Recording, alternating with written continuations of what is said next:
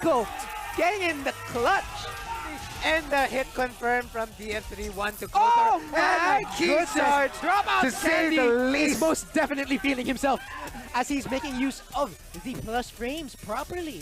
There's run available to him. Again, let us know in chat how you feel about this old anime game with your favorite anime characters. Only from Dengeki, of course. So, of course, if there are any SAO fans out there, please comment Kirito, please. So that someone will play Kirito. Both players in critical Who gets hit by the escape- world? Oh, trump cards! Exto Mag! This guy, what a guy! That's very important. Now, of course, if you've been following Dengeki Fighting Climax Ignition, there is a mobile port that has been released. Dengeki Buko Fighting Climax? Crossing Void. Crossing Void, Yes, yeah. Crossing Void They is a very fight- good mobile game Crossing featuring Void. all the characters and even new ones like Alice. Yeah. Will he blast? He Oh, did, he blast! but he gets punished by it. Oh, there you go. He had the meter. He's he had blasted, super. and there He you go, resets just the like that. bracket. Restarted with a reset. What? What Wow, a call-out. wow, wow. He knew that power Very, blast very was fearless, coming. Mr. Re-Silent with these A+Bs. Been able to get more out of it. Oh, there it is, the side stop. And just but like that, gets G hit. Forenzu putting the G in game. Congratulations to G Forenzu congratulations. from winning the grand finals for The Fighting Dengeki Climax Bunko. Ignition. Woo! Won Ah. grand finals. Re-Silent probably second guessing himself a lot there with The multiple first, character the switches. first Yes. set was really nice. The first set was nice, you know, bringing in the Kuroko, then Yeah. Shanna, then the Tomoka pick. Tomoka, yeah. But as you know, G Forenzu just adapts. Yeah, just adapts. He just very, very adapts really clutch. quickly. Did not let those things phase him and stop the momentum of Re-Silent right there and then. So again, that was an amazing, amazing sets from all the players who had It was participated. one of the best sets. Yeah. Thing is, let's see if AK can handle Candy Frontier's Hwoarang. Slowly, what the hell are you doing, Billy? Frontier! Being in the La Flamingo stands goes for the Feint grab. kick. FF3. Oh my goodness, To close what is things out. Frontier eating? Look at that. Oh, trying to counter. He's gonna take a round Ooh, of match okay. from PvE 8K. Frontier. Okay. You know, KND Frontier being one of those guys that really carry the banner of Hwoarang and really just post a lot of tech on this character. They're making it a long day for iRobot. Let's see if he can close it out. Oh my goodness, no, the round goes on. Blue stuff out. Okay, cool. Watch out. Oh my goodness, Oh! That was great. Can we clip that? Yeah, ladies and gentlemen. How may I say? It's the definition. He wrote the story of Tekken. So maybe he's going for something like Jin. The Anna sweep. Anna sweep. Yes. Could Oh, the back That's three! the back Let's three. go! And Pyko getting in the clutch. And the hit confirmed from DF3-1 to Kotor. Oh my goodness! Dropout To say Candy the least. is most definitely feeling himself as he's making use of the plus frames properly. There's run available to him. Again, let us know in chat how you feel about this old anime game with your favorite anime characters. Only from Dengeki, of course. So, of course, if there are any SAO fans out there, please comment Kirito, please. So that someone will play Kirito. Both players in critical Who gets hit by the escape- world? Oh, trump cards! Exto Mag! This guy, what a guy! That's very important.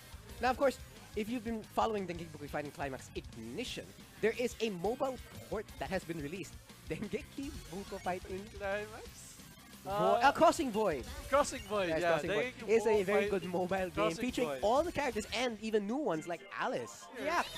Will he blast? He Oh, did, he blast! but he gets punished by it. Oh, there you go. He had the meter. He's he had blasted, super. and there He you go, resets just the like that. bracket. Restarted with a reset. What? What Wow, a call-out. wow, wow. He knew that power Very, blast very was fearless, coming. Mr. Re-Silent with these A+Bs. Been able to get more out of it. Oh, there it is, the side stop. And just but like that, gets G hit. Forenzu putting the G in game. Congratulations to G Forenzu congratulations. from winning the grand finals for The Fighting Dengeki Climax Bunko. Ignition. Woo! Won Ah. grand finals. Re-Silent probably second guessing himself a lot there with The multiple first, character the switches. first Yes. set was really nice. The first set but was nice, you know, bringing in the Kuroko, then Yeah. Shanna, then the Tomoka pick. Tomoka, yeah. But as you know, G Forenzu just adapts. Yeah, just adapts. He just very, very adapts really clutch. quickly. Did not let those things phase him and stop the momentum of Resilient right there and then. So again, that was an amazing, amazing sets from all the players who had It participated. was one of the best sets. Yeah. Thing is, let's see if AK can handle KND Frontier's Hwoarang. Slowly, what the hell are you doing, Billy? Frontier! Staying in the left flamingo stance, goes for the Faint grab. kick. FF3. Oh my goodness, To close what is things out. Frontier eating? Look at that. Oh, trying to counter. He's gonna take a round Ooh, a match okay. from PvE 8K. Frontier. Okay. KND Frontier being one of those guys that really carry the banner of Hwoarang and really just post a lot of tech on this character. They're making it a long day for iRobot. Let's see if he can close it out. Oh my goodness, no, the alarm goes on. Blue stuff out. Okay, cool. Watch out. Oh my gosh, they Oh! That was great. Can we clip that? Yeah, ladies and gentlemen. How may I say? It's the definition. He wrote the story of Tekken. So maybe he's going for something like Jin. The Anna sweep. Anna sweep. Yeah. Oh, the back three! Let's go! And Pyko getting in the clutch. And the hit confirmed from DF3-1 to close Oh our- my and key goodness! charge Drop out to say Candy the is least. most definitely feeling himself as he's making use of the plus frames properly. There's run available to him. Again, let us know in chat how you feel about this old anime game with your favorite anime characters. Only from Dengeki, of course. So, of course, if there are any SAO fans out there, please comment Kirito, please. So that someone would play Kirito. Both players in critical Who health. gets it with the Escape- world? Oh, Escape- oh, Escape- trump cards! Exto Mag! This guy, what a guy! That's- very important. Now, of course, if you've been following Dengeki Fighting Climax Ignition, there is a mobile port that has been released. Dengeki Bunko Fighting Crossing Void. Crossing Void, Yes, yeah. Crossing Void. they It's a will very fight- good mobile game Crossing featuring Void. all the characters and even new ones like Alice. Yeah. Will he blast? He Oh, did, he blasts! but he gets punished by it. Oh, there you go. He had the meter. He's he had blasted. super. And there He you go. resets Just the like that. bracket. Restyler with a reset. What? What Wow, a caller. wow, wow. He knew that power Very, blast very was fearless, coming. Mr. Resilient with these A plus Bs. Been able to get more out of it. Oh, there it is, the side stop. And just but like that, gets G hit. Forenzu putting the G in game. Congratulations to G Forenzu congratulations. from winning the grand finals for The Fighting Dengeki Climax Bunko. Ignition. Woo! What a Ah. grand finals. Resilient probably second guessing himself a lot there with The multiple first- character the switches. first Yes. set was really nice. The first set but was nice, you know, bringing in the Kuroko, then Yeah. Shanna, then the Tomoka pick. Tomoka, yeah. But as you know, G Forenzu just adapts. Yeah, just adapts. He just very, very adapts really clutch. quickly. Did not let those things phase him and stop the momentum of Resilient right there and then. So again, that was an amazing, amazing sets from all the players who had It was participated. one of the best sets. Yeah. Thing is, let's see if AK can handle KND Frontier's Hwoarang. Slowly, what the hell are you doing, Billy? Frontier! Staying in the left flamingo stance, goes for the Faint grab. kick. FF3. Oh my goodness, To close what is things out. Frontier eating? Look at that. Oh, trying to counter. He's gonna take a round a Ooh, match okay. from PvE 8K. Frontier. Okay. KND Frontier being one of those guys that really carry the banner of Hwoarang and really just post a lot of tech on this character. They're making it a long day for iRobot. Let's see if he can close it out. Oh my goodness, no, the alarm goes on. Blue stuff out. Okay, cool. Watch out. Oh my gosh, they Oh! That was great. Can we clip that? Yeah, ladies and gentlemen. How may I say? It's the definition. He wrote the story of Tekken. So maybe he's going for something like Jin. The Anna sweep. Anna sweep. Yeah. Oh, the back The three! back Let's three! go! And Pyko getting in the clutch. And the hit confirmed from DF3-1 to close Oh our- my and key goodness! charge Drop out to say Candy the is least. most definitely feeling himself as he's making use of the plus frames properly. There's run available to him. Again, let us know in chat how you feel about this old anime game with your favorite anime characters. Only from Dengeki, of course. So, of course, if there are any SAO fans out there, please comment Kirito, please. So that someone would play Kirito. Both players in critical Who health. gets it with the Escape- world? Oh, Escape- oh, trump cards! Exto Mag! This guy, what a guy. That's- very important. Now, of course, if you've been following Dengeki Fighting Climax Ignition, there is a mobile port that has been released. Dengeki Buko Fighting Climax? Crossing Void. Crossing Void, Yes, yeah. Crossing Void. Dengeki It's a Buko very Fight- good mobile game. Crossing- Hello, and welcome to the 15th edition of Advanced Hwoarang Lessons. Again, this stream is the practice mode stream, so if you want to ask any questions about Tekken or about Hwoarang, again, pinned comment is your guide, and I'll get back to you shortly. As with every stream, I warm up first. Always warm up first, and I warm up with the trusty characters, or like the iconic characters, yes. I guess iconic characters. The faces of the franchise. The reason why we have the Tekken story to begin with. The Mishimas. So hello to HS. I don't know if you're still here, because this is a longer, what do you call that? That was a longer starting soon screen for me. It was roughly around 9 minutes or something like that. When usually my starting soon screens like 5 minutes only. But I got held up a little bit, so it is what it is. It's okay. Usually the people drop in like an hour or 40 minutes after the stream actually started. So it's really just me, myself, and I the entire time. It's okay. I get time to like double check what I want to double check the stuff for the lesson for tonight. As with every stream, I don't know. That's like the formula the format I've stayed with for the past 5 streams here. 5 or 6 streams here. Double check everything about the lesson, and then people drop in, and then that's when some questions start to get asked. We answer some of them, and then do the lesson, and then demonstration. Or like answer other open Q&A. Oh, you're still here. Okay, hello. hello. Good day. Boop, boop, boop. Well, again, I'm just gonna be crouch dashing, wave dashing, sidestepping, all the basic Tekken stuff. How do you do instant RFS? There's no such thing as instant RFS or instant LFS. I think what you're asking is, how do you enter RFS manually? So from left foot forward, you're basically doing the JFSR input except without the DF. So it's F neutral forward. That's all you gotta press. And then you'll be in RFS. So if you're wave dashing, you can, get right flamingo or left flamingo. Of course, left flamingo you have to press forward 3. But what makes it easier to get right flamingo off the wave dash is that because you're already doing forward, neutral, down, forward. Like you can like neutral and then press 4. Compared to forward 3, you might get an FF3 or a DF3. You have a question? Lay it on me. I mean, for as long as it's like about Tekken or about Hwoarang. Yeah, I'm gonna do my full warm-up. I'm gonna do a bottom player 1 and player 2 because again, I don't want to mess up anything when I do the demonstration. UI, no problem. In right flamingo, in RFF, you can enter RFS. You just press F4 in RFF F4. But you can't enter. There's no manual LFS in RFF. You have to use a move to enter left flamingo in right foot forward, and that's I think the only move there is RFF forward 3. Everything else in RFF brings you to right flamingo. Then if you're in left flamingo, you press 3+4 to enter right, and then if you're in right flamingo, you press 3+4 to enter left. I think I've done that way too much already.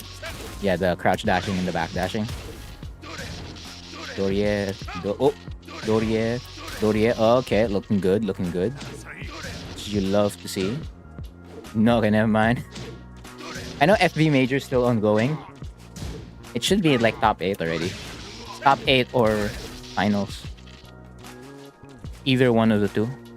I don't know, with tournaments, usually I just wait until the actual tournament's over, and then I glance over which matches I want to watch. Of course, that means I do miss out like the hidden gems, if there were. And usually there are. But I'm okay with that. Oh. 1, 2, 2. Oh, whoa. I pressed the 2, but the 2 didn't even come out. 1, 2, 2. Nice. And then sidestep move. Oh, okay. A little bit too eager. 1, 2, 2. Nice. Now we do sidestep.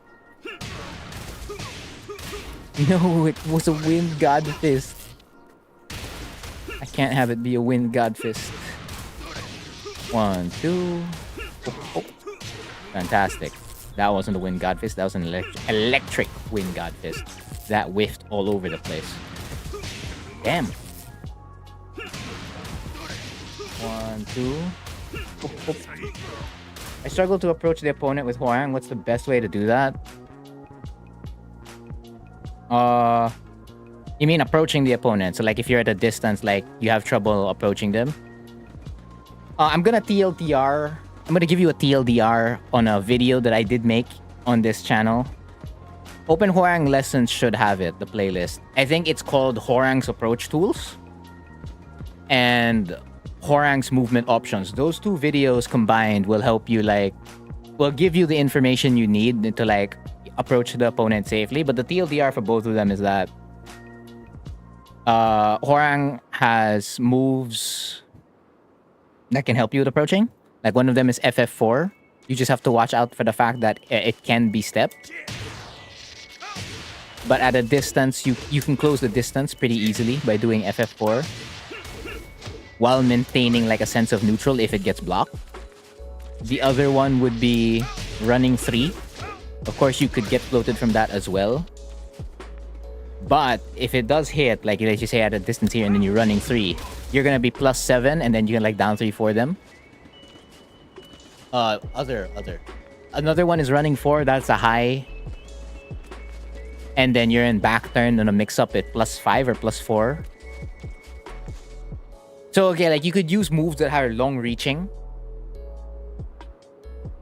That are essentially just long and safe. JFSR is technically one of them. I would not recommend back 3 because back 3 is unsafe. And that is a launcher. You could do something like forward 3 into LFS down back 4 to close the gap. Another one's to do the DF3 cancels. Although that's a little bit risky because again, power crush. But the best one there, it's like instead of pressing a move, will always be movement. Like what I'm doing right now. You like crouch dash, crouch dash. So Hwoarang has a crouch dash, so if you're like somewhere at like range 4, range 3, you could crouch dash and then into a block. And then after like 2 crouch dashes or even 1 crouch dash, you already close the gap from your opponent. Another one just like dash blocking. So if you don't want to crouch dash, you can just forward dash in between. So like forward dash block, forward dash block, forward dash block.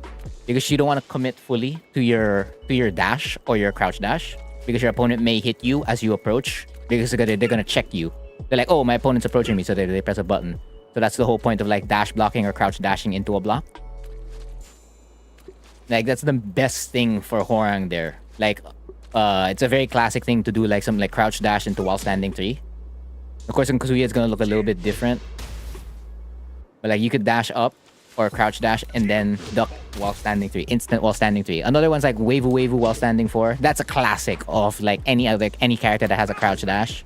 So you can apply a lot of the Mishima approach tools or like the way Mishimas approach other characters in the game on Hwoarang because he does have the crouch dash. So you can like, it's very easy. Like I think while standing 4 would hit from somewhere around here. Yeah.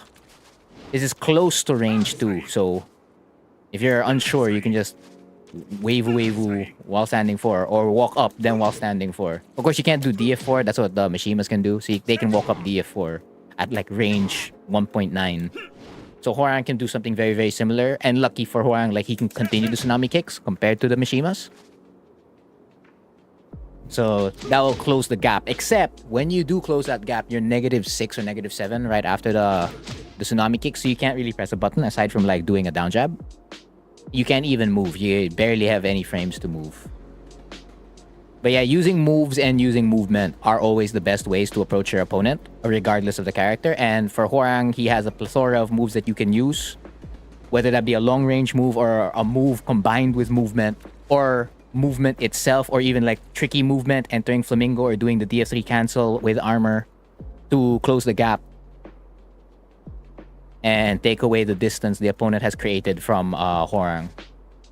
8, 7, 6, 5, 4, 3, 2, 1. Yeah, so if there's something you didn't get there, just let me know. 8, 7, 6, 5, 4. And like before you go to, if ever you'll be going to the 2 other videos I did mention, the Hwoarang's approach tools and Hwoarang's movement options.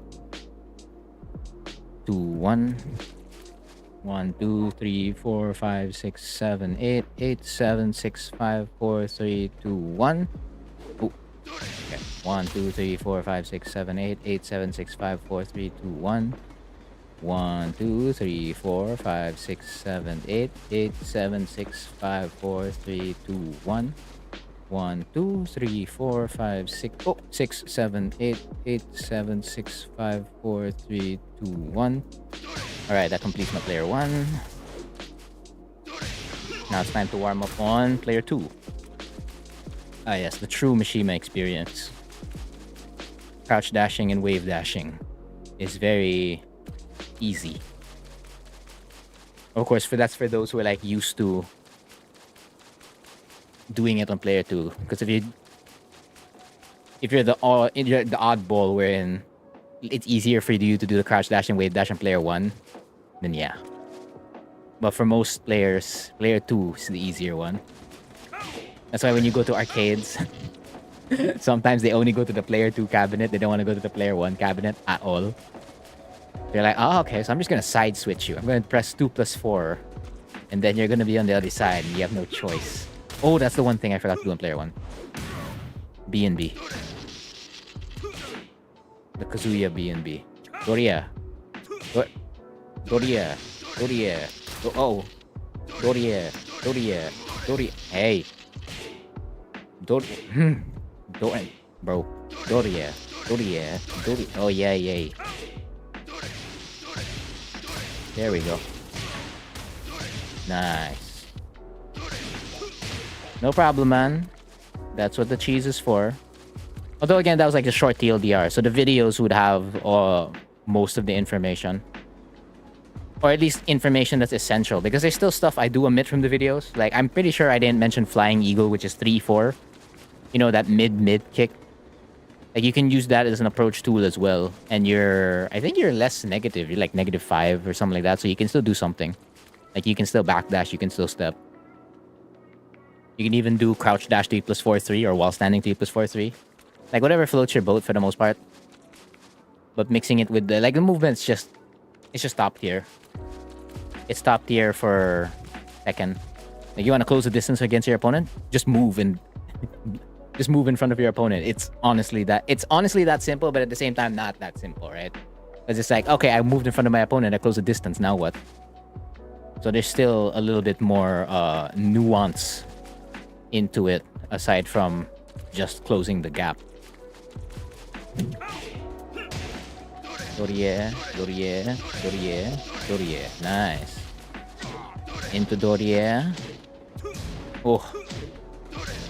Yeah, because once I finish this warm-up, I can go to Hwoarang, and then if there's like anything that I really need to like demonstrate on the character, I can. Because I just said that all instead of not having like a visual guide. With the visual guide was Kazuya, but he's not Hwoarang. 1, 2, 2. 1, 2, 2. Yo! 1, 2, 2. Nice. Get in there. Oh, oh. Okay. B&B.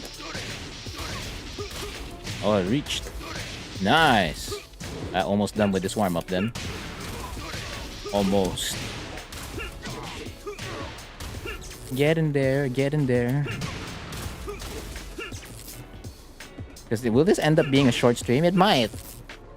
Because I don't think there's that much I need to review for what do you call that? The lesson for today. Compared to the last 3 lessons. Even if those lessons were also relatively short. Like 2-hour streams. I don't think I've had like a 4-hour or 5-hour recently. Yeah. It's only when there's like a flood of questions. When there's no questions, it's just like, okay, business as usual. My execution is really feeling that good, huh? It is.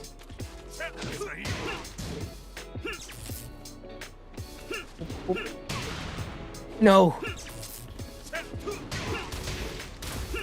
I can't do the Mishima combo video. Damn it! It's a dream of mine to actually get this. It's only with the wall. With the wall I can get it. In open it's so hard. I ain't built that way. 1, 2, 3, 4, 5, 6, 7, 8, 8, 7, 6, 5, 4, 3, 2, 1. 1, 2, 3, 4, 5, 6, 7, 8, 8, 7, 6, 5, 4, 3, 2, 1. 1, 2, 3, 4, 5, 6, 7, 8, 8, 7, 6, 5, 4, 3, 2, 1. Electric. 1, 2, 3, 4, 5, 6, 7, 8, 8, 7, 6, 5, 4, 3, 2, 1. 1, 2, 3, 4, 5, 6, 7, 8, 8, 7, 6, 5, 4, 3, 2, 1. 1, 2, 3, 4, 5, 6, 7, 8, 8, 7, 6, 5, 4, 3, 2, 1. Nice. Alright, now I can go to Hwoarang. Well, I think the stuff I'm probably gonna check are not related to the lesson at all. It's probably gonna be the stuff for like future content, because there are stuff I want to cover in the future. Like, what's my content gonna be? That's basically like what I've been thinking about. I'm staring at a spreadsheet with like a bunch of ideas that I've put. What's the content I've already made, and like what can you add on top of that?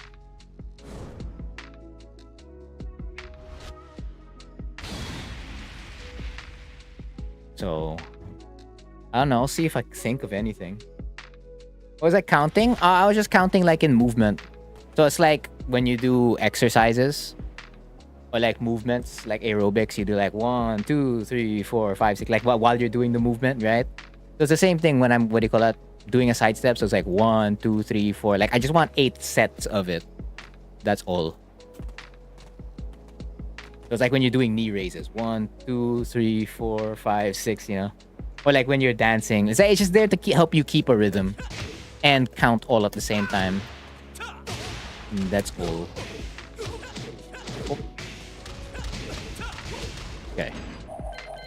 This is not part of the lesson, but it is just something I want to double check for future content.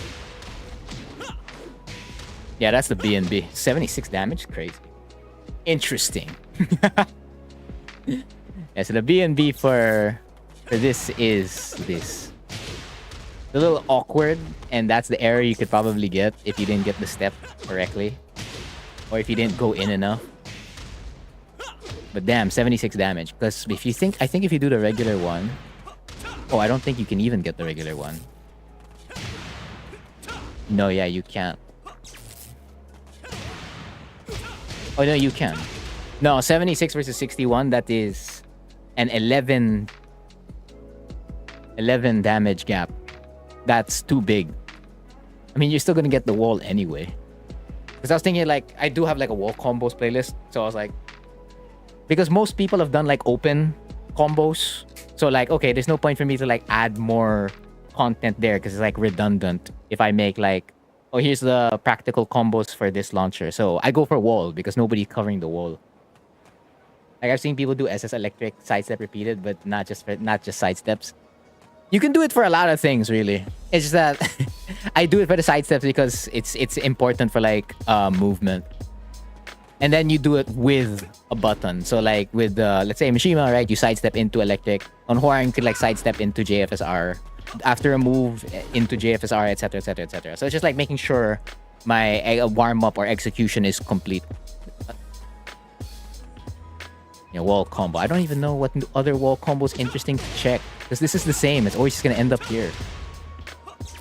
What am I playing on? I'm playing on PC. I think what you mean is peripheral, right? Controller. I'm playing on an arcade stick. You can't hear the buttons because my noise gate's on. Double noise gate. One noise gate on OBS and another noise gate on the software of this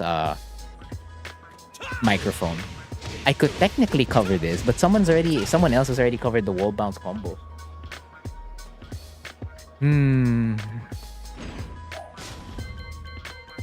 Stand and approach. Oh, while standing 3 does not work. While standing 3 to lay. While standing 4. Really? Oh, wow, it's really only down back 4.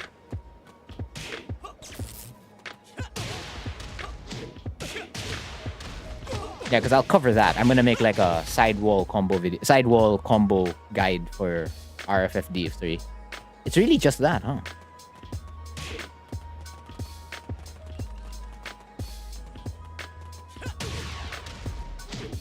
Bawal. Yeah, you don't have anything else to pick up. Down back 4 is the only thing that's gonna pick up there. Well, it's just practice. Like you could be bad at anything, but with enough time and effort, you will eventually have a backdash or crouch dash. Like, believe me, I had a terrible backdash before. Or like I could only do backdash on one side. I forgot which side that was, but I could only do it there. I think, I remember. I could only do a KBD on player 1, and then I could only do a crouch dash on player 2. But, you know, with enough time and dedication, I can do it now on both. So, regardless of your peripheral, it is possible. I already covered those 2. I already covered this. 86. That's weaker, right? Yep. What else is there? I don't know. 3-3? That's gonna end up like, that's just gonna be that. But I mean, yeah, it's gonna be a little bit different. Like, it's gonna be different per peripheral, right? Because for the pad, like, you could go over to like the other input because like it's so close together. The cross is so close together. The stick, it depends on like what gate you're on and whether you're using a Japanese or Korean lever. And then whether you're using a ball top, are you using a bat top, are you using a capsule top, you know, stuff like that. Then if you're gonna go to like keyboard, mixbox, or hitbox, it's like the timing of like how you're pressing it. So yeah, like I have a hitbox. I tried doing the ABD there. Like I tried copying the tutorial. They said, oh, just do this and keep up that rhythm. I kept up the rhythm, but I wasn't getting the input. It was like ugly. I couldn't get it to my backdash like that, to like how it is here on an arcade stick. The massage guy? I don't know what you're talking about. If you mean massaging the opponent with kicks, yes. Because I play the kicking guy. 50. Oh, Peacekeeper? Nah, that's not an interesting wall thing. This is also just gonna end up like that. I just need 4 more wall combo ideas or even open combo ideas that people have not covered. Ah, wait a minute. I'm not sure if someone covered this one in open. If someone didn't, or if there's not a lot of videos on it, I might do it. Because I'm no masseuse, I just play video games, bro. I just press buttons in this game. It's very, yeah. Although I learned boxing in real life, not taekwondo. Oh, that doesn't work. Oh. That should work. Oh, it doesn't. I'm kind of like convinced it should work. It looks like it can. Bro. You actually do taekwondo? Beautiful. Oh, that's not a combo. That's kind of like a whack combo anyway. If you were to actually do that one. That's a combo, but not worth it. Never really learned him. It's okay, I also never really learned him either. Until Tekken 7. I really only learned this guy when this game dropped. Okay, so your only pickup is really down back 4. That's sad. That is what it is.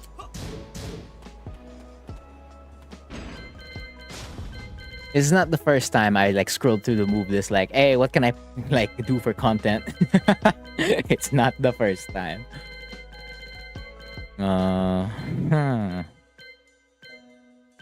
If DF3-4 still wall splatted, it doesn't anymore.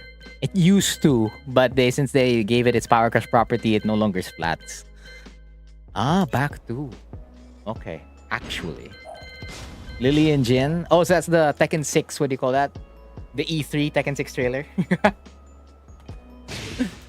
Okay. I like that one. I'm gonna put that in my my spreadsheet. Back to wall combos. Oh, it doesn't even splat consistently. It doesn't even splat consistently. Bawal? Oh, okay. Yeah, this is gonna be a little bit tricky.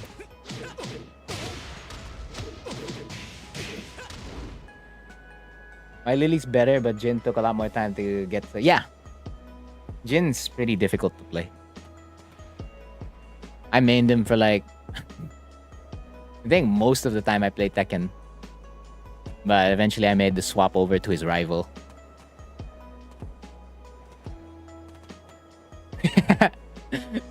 See, it wasn't a player. It was the CPU that messed you up. Because for some people, it's usually, for other people, it's like, oh, the player, I lost to this player. They were using this character. It was cool or not cool. Or like it felt super strong. So like I wanted to learn it for myself to see if I could do the same thing. And for you, it was the CPU. Okay, so I have 1. So that means I need 3 more. 3 more. I need 3 more. Combos for this are going to be so inconsistent. 4 months ago, beautiful. So that means you're learning now for like Tekken 8, right? Until then, you just played only 5? You didn't play 6 or Tag 2? So like you're only playing 5 the entire time? Because I know some people who only play Tag 1. Like there's still an like Smash Melee, right? People still play and compete in that. There's still people who play and compete in Tag 1. Like we have, like in my country, there's an underground scene for it. But I think for 5 and 6, not a lot of people play it anymore. Well, Tag 2, there's still some people, but Tag 1's the more popular one, at least for us. No. So 5 was the game for you. Did I cover sidestep 4? You know what? I need to I'll open up my spreadsheet now. Because why not?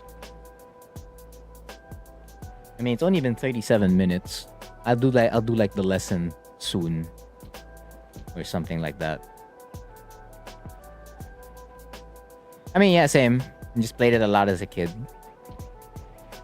Oh, I didn't cover SS4. Alright, SS4 it is then. Counter hit SS +4 wall combos. Back to wall combos. So I need 2 more. Because I didn't cover SS4. Interesting. I really didn't. It's overwhelming, understandable. I mean, like, there's a lot of moves and things to consider. Like, Jin's already a high-maintenance character. You're gonna add another high-maintenance character to your arsenal. Actually, I might even say Lily's high-maintenance, in a sense. Of course, I'm, like, talking about, like, really high level. But if it's not that level, it's probably not gonna be as high-maintenance. Okay, so I have back to... SS4. What else? No, that's the same. DF4. Skyrocket? Nah. No, yeah, no. That's actually for everyone in Tekken. All the characters in the game have a lot of depth than people like to give the characters credit for. Like Feng Wei, there's a lot of things that's, very interesting with the character. Same thing with Kunimitsu Zafina, but at the same time, they're also just cheap. Because you only have to do this amount compared to like if you want to like really learn them. Because that's, the way they're designed. I mean, yeah, that's just how it goes, right?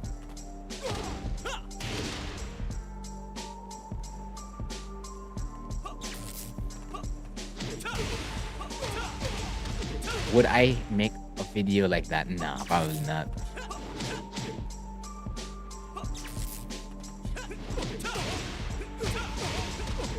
$71. Yeah, but you don't see anyone throwing that out. That's only if they really use the 3-3-3.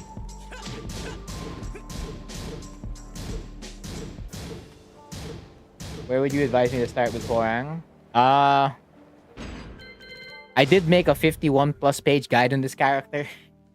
So you can start there with the written guide. Basically this whole channel is dedicated to like Hwoarang resources. So you guess you can go to like open Hwoarang lessons and go from there. Before you go to advanced open Hwoarang lessons, which is what I'm doing right now. Oof. Just go through the move list first. Like this whole move list, familiarize yourself with it. Then after you familiarize yourself with the move list, pick 2 to 3 moves in each stance, except LFF, of course. LFF is the default stance. So when you're in left flamingo, let's say LFS1 and LFS down 3-4 are the only move you're gonna do here. Then the moment you enter right flamingo, RFS2 and RFS DF4 are the only moves you do here. Then when you're in RFF, 2-4 and RFF DF4 and down 3-4 are the only moves you do here, right? It's still like you make it really simple and then you just start building upon it as you go along. Bro wrote a dissertation, yeah. I actually could have made it longer. That's already like a simplified version. And I think that took 2 years to write. And it only took years to write because I was lazy. I procrastinated hard on it. If I didn't procrastinate on it, I could have gotten it down within like a month.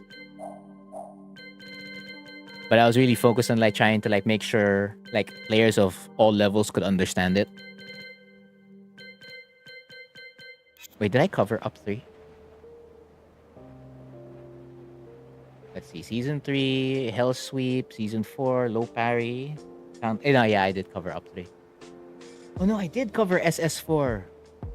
No, I covered SS4. Damn it. Damn it. So I still need 3 more. I didn't see it.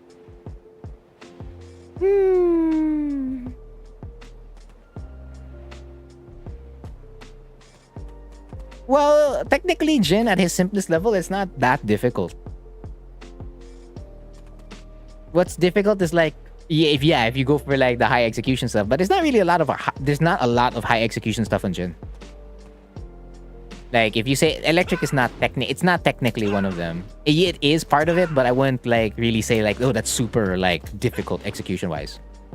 What'd be difficult there execution wise is the Zen cancels. Zen cancels, micro dashes for certain stuff. And the fact that he got nerfed. Like, if you had the Jin who wasn't nerfed, he'd be a lot easier to play. The fact that he lost his counter hit launch off down back 4, his standing 4 no longer crumple stuns, it instantly tail spins. Yeah. And while standing 3, it's a wall crush. I mean, yeah, that's with anything really. When you start, it's hard, but as you get along, as you get by and acquire skills and knowledge, it gets easier. Such is the classic rule of thumb. Or the way of life, I suppose. The circle of life.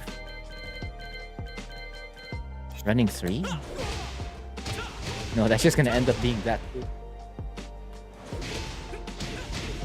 Yeah, I don't want to cover running 3. SS33.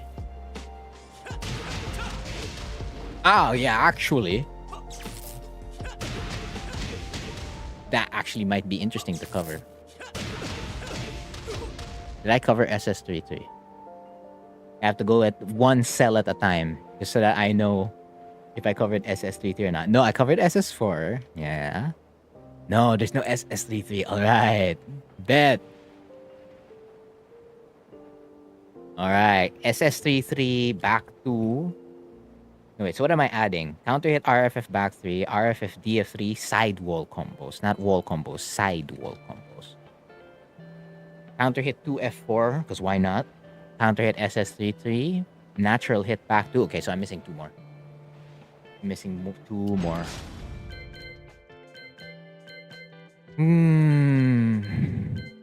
Chainsaw kicks, nah. 3-4, backlash, Grand Theft Auto. RFF down back 3-3, nah. Cheap shot. Ooh, that's not cheap shot. Low. Yeah, this one you're always like supposed to go for a resplat. Almost always. If you don't go for the resplat, it's like, what are you doing? What's the simplest resplat here? Yeah, I think it's that one. 63 damage. Oh, you just have to backdash? That's all you have to do?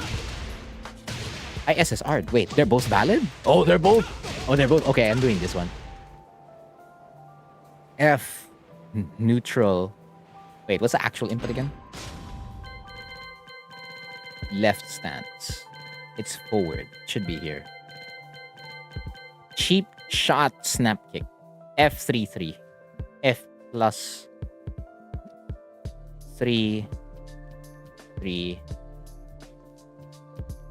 wall combos. Alright. One more, and then I have like the full list. Sounds like a clickbait title. Hey, I mean, Hwoarang has a move that says Grand Theft, so you're just adding the last one, right? I don't want to do running 3. Yeah, because then the next thing I'd have to do, which I probably would be doing off stream, is labbing those combos out and then record them. I'll probably record all of them and edit all of them first before I even like schedule any of the content. Only 1/3, yeah, exactly. Because I think I remember how I did the combos before. It's like I would record it and lab it on the same day before actually uploading it the following day. That's like kind of stressful. Power Blast. You don't splat, right? Yeah, you're just guaranteed. Oh, no guaranteed back 3. Okay. Guaranteed down back 4?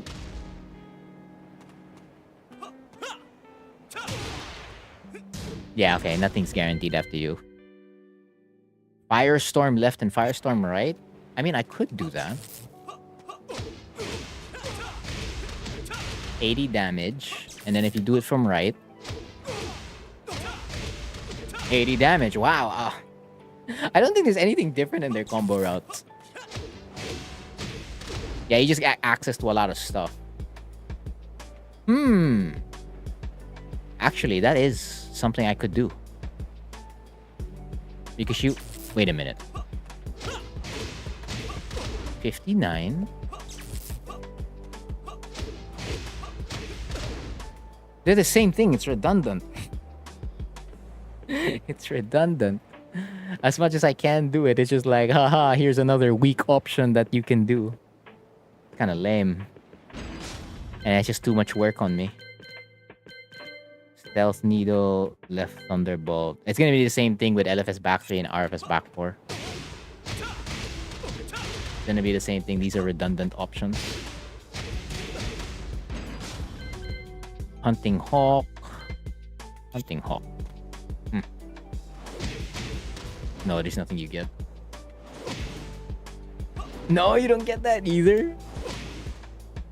Wow, okay. If you accidentally get that and get the wall splat, you get nothing. You get Oki though. What if I do Rage Drive at the wall? Kind of dumb.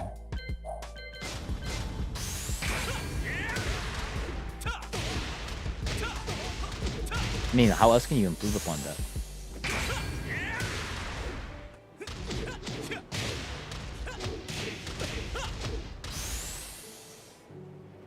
I don't know. It is an idea. Rage Drive, down 3 plus 4/3 at the wall. Wall combos.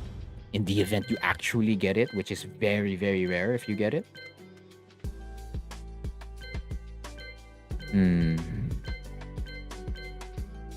Air Blade is the same thing. It's gonna be redundant.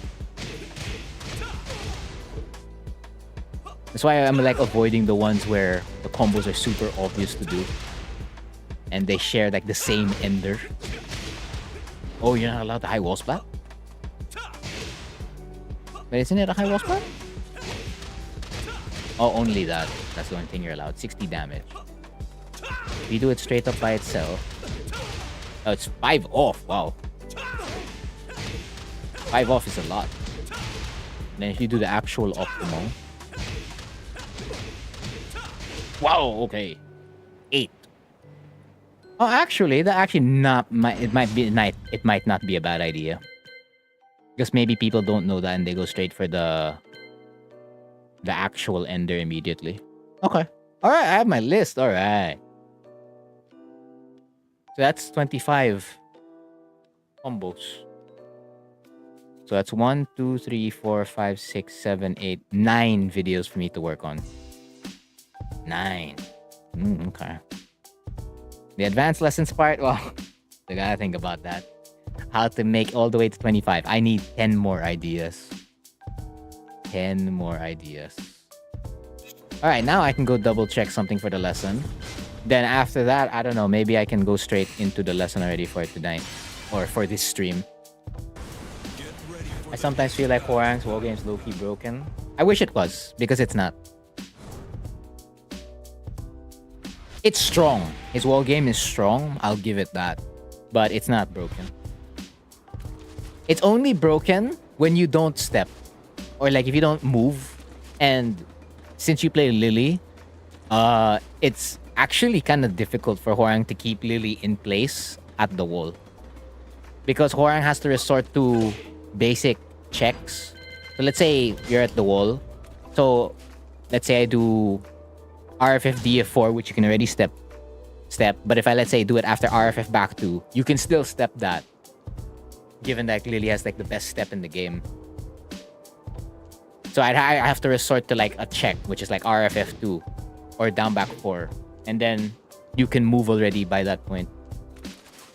So I have to like do a lot of reset points or like reset the pressure, which essentially means bringing it back to neutral at the wall. Of course, it's still slightly my advantage, but at the same time, you can get out. Of course, for bigger characters, it might be a little bit low-key broken versus bigger characters at the wall, but even big characters like have an answer. You almost never do it when you're under pressure. Understandable.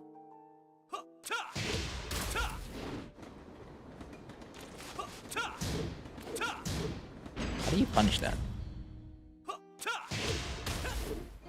Does that punish? Oh, it does. Okay.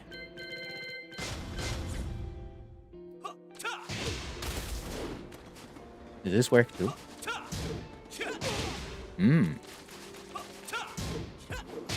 Okay. 2 examples. Good.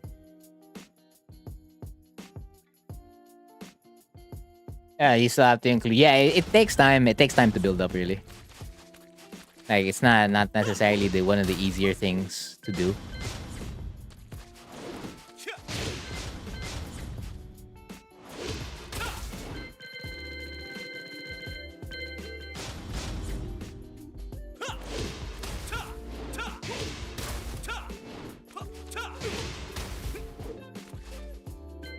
How does that sequence look like? Yeah, I wouldn't be challenging that. Oh wow, I lost already. Wasn't even a punish.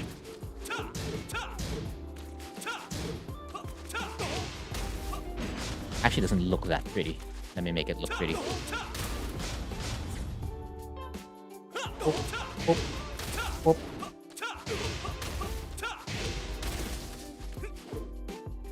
Okay, I think that looks better.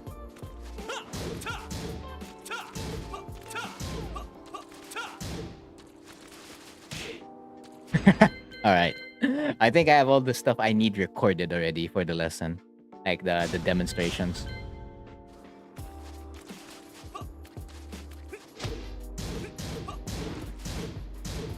I do a micro step from mid-range and then you get clipped by stupid launchers. Yeah, that's because it's a step, right? It's a step by itself. So in your command history, it's gonna look something like just up or down. This is why we do this thing called sidestep blocking. So every time you step, you include a back in it. All the time. Of course, this means you kind of like cut the step Like you don't give it its full distance. That's why some people do sidestep duck into block. Because your hitbox shortens when you do it, and you still get the block all at the same time while also getting a step.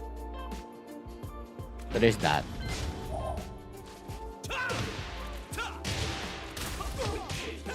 Alright. Since I have the stuff recorded already, and I double-check certain stuff, I already have my outline in the notepad, so I'm good. So I can technically do the lesson anytime already.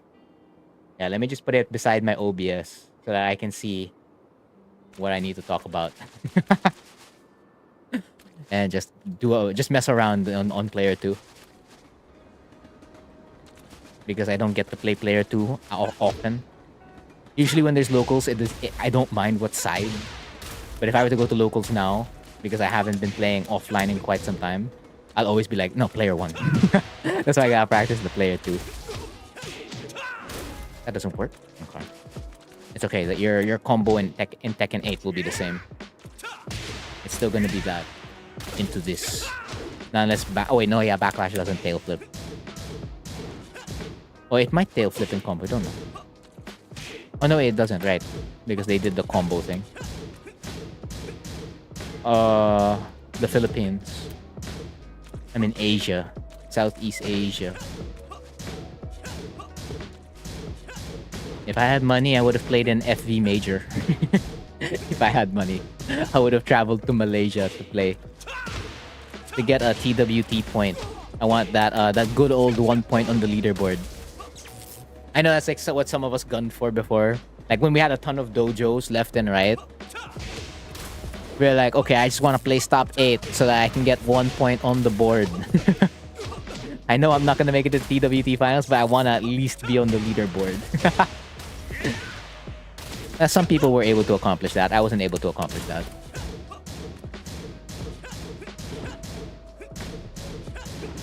Because every dojo we had was essentially a major for us. Because everyone will be there. Because it's a TWT major. I mean, it's the same thing with FV major. It's a TWT sanctioned tournament. So everyone's there as well. LCQ, come back, bro. I don't have the money.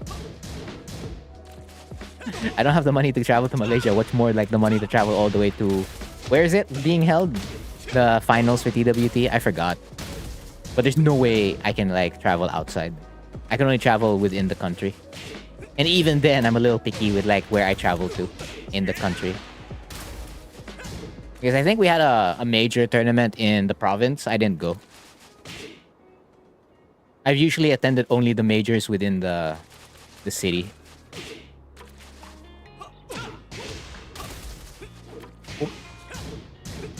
I mean, it's like the main hurdle for majority of the player base. Money. That's why you need your sponsors and stuff like that. You need your team that covers that part for you. But if you get a bad bracket, you may end up going 0-2 or like not making it all the way to top 8 or going lower than you expected. So I mean, it's very difficult to compete. Yeah, and then if you play a character that's not top tier, you're making it a little bit harder for yourself as well. Not to say that it's not possible on another character that isn't top tier, but playing Feng Wei would help out a lot. Or Kurimitsu, Claudio, Noctis. Well, Noctis isn't necessarily top tier, but he is a very strong tournament character. Very, very strong tournament character. Yeah. That's why most stream goals or donations are always geared towards that. Without that, I don't think they would have been able to go like off their own money. Like even Kudan's run before, it was all funded through that. Oop. Can't get the frontier combo. Yeah. Frontier combo. Oh my goodness. I think I'll start the lesson at 10:30. Because time check for me, it's 10:28 in the evening, Philippine time, GMT/UTC +8. I've been live for an hour. Yep, an hour. It's already time to go to the lesson. Then after the lesson, do a 1st to 5 demonstration. And then once that's done, I'm out. Yeah, you probably won't get anything out of it, and then you have to pay for your airfare, you have to pay for your hotel, you have to pay for your food, and then you have to pay for the tournament registration. That's like 4 things. And who knows, there might be miscellaneous fees too, so that's 5.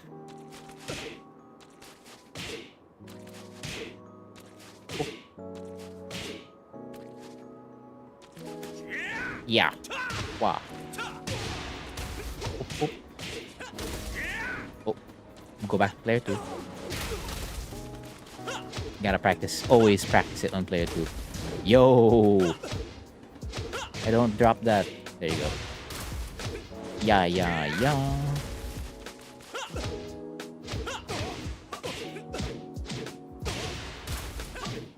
No, you really gotta dash in. It's the same input as a perfect electric. So Kazuya's perfect electric is forward neutral, down, forward 2, right? It's the same thing. It's the same thing as OTGF as well. Forward neutral, down, forward 1. So for Hwoarang, it's forward neutral, down, forward. Because if you do it with the crouch dash input, so forward neutral, then down DF forward, right? You'll get Skyrocket, which is a launcher, but unsafe on block. Negative 18 on block. Compared to the God Fist, right? It's only negative 10. When you could argue it should be more than negative 10. I say negative 11 or negative 12 is okay. Negative 10 is like kind of cheap. But that's how it's always been, so again, legacy. Legacy gaming. It sounds difficult? Not really.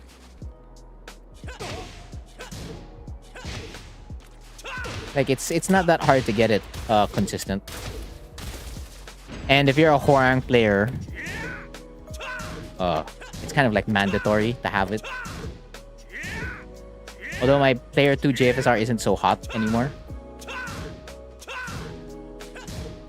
That was 3 in a row, right? Okay, that's pretty good. I know my player 1 JFSR should be better.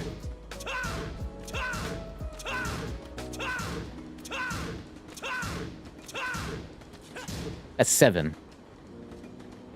You haven't been able to do the input reliably? Again, it's just practice. With everything, it's just practice. Fortunately or unfortunately, it's just practice. Oh, while standing 3.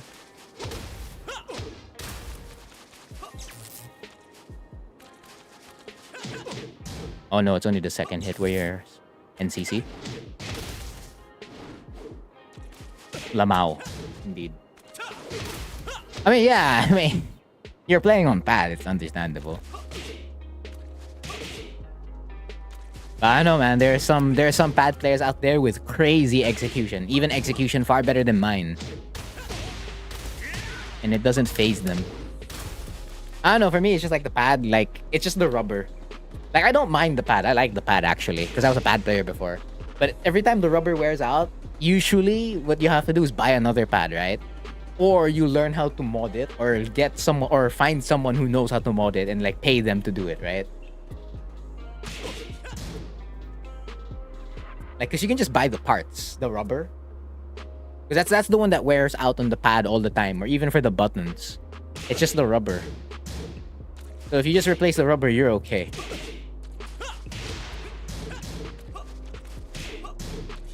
Yeah. Yep. Anything is possible with serious time and dedication. Oh, I wasn't even trying to get that, but I got it. Okay, cool. Yeah. 1, 2, 3.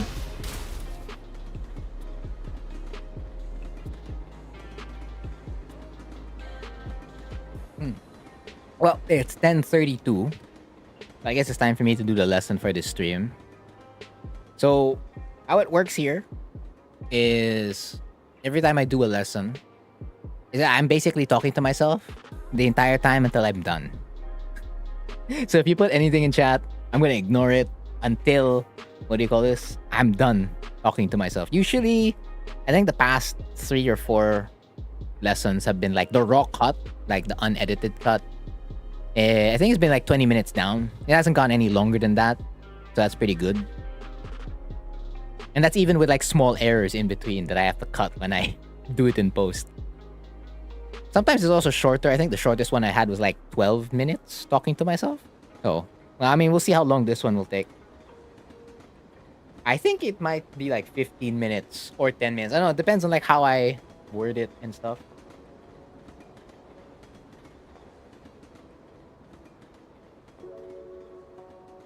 No worries. Thank you. I mean, I always preface it because what do you call that? There's always new people dropping in, and I don't know when people drop in. Sometimes also because I don't know. The viewership here is a little bit on the low end and the non-frequent end as well compared to like when I'm streaming on FB. Then again, I'm trying to build the audience here for live viewership because for VOD viewership it's fine. Actually, it's getting better ever since I went back to like Hwoarang resources. So yeah. 3.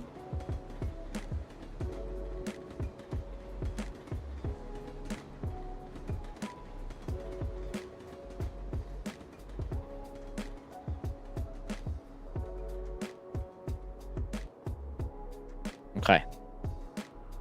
Let's do this thing. In 5, 4, 3, 2, and 1. Hello, and welcome back to Advanced Hwoarang Lessons. We're gonna cover Flamingo. And the last time I talked about Flamingo, I wanted you to put the foot down. Because when you do put the foot down, you get access to a certain new moves, right? So imagine you're an RFS, and you get access to RFF DF4. Of course, that didn't look as fast. If I do it off 1-2, that looked fast. Wow. If you do it off like 1-2, 3, you get DF1. Wow, that looked fast. I didn't even know the leg went down. So, if we covered putting the foot down, how about if we just keep the foot up and move forward towards your opponent, move back away from your opponent, or move left to right in front of your opponent? You're like, Frontier! That's very risky. Yes. However, there's around 2 or 3 things that come along, like that is beneficial to putting the foot up in Flamingo. In a bit. And then it goes to like the intro thing, whatever. Again, I can fix this all in post.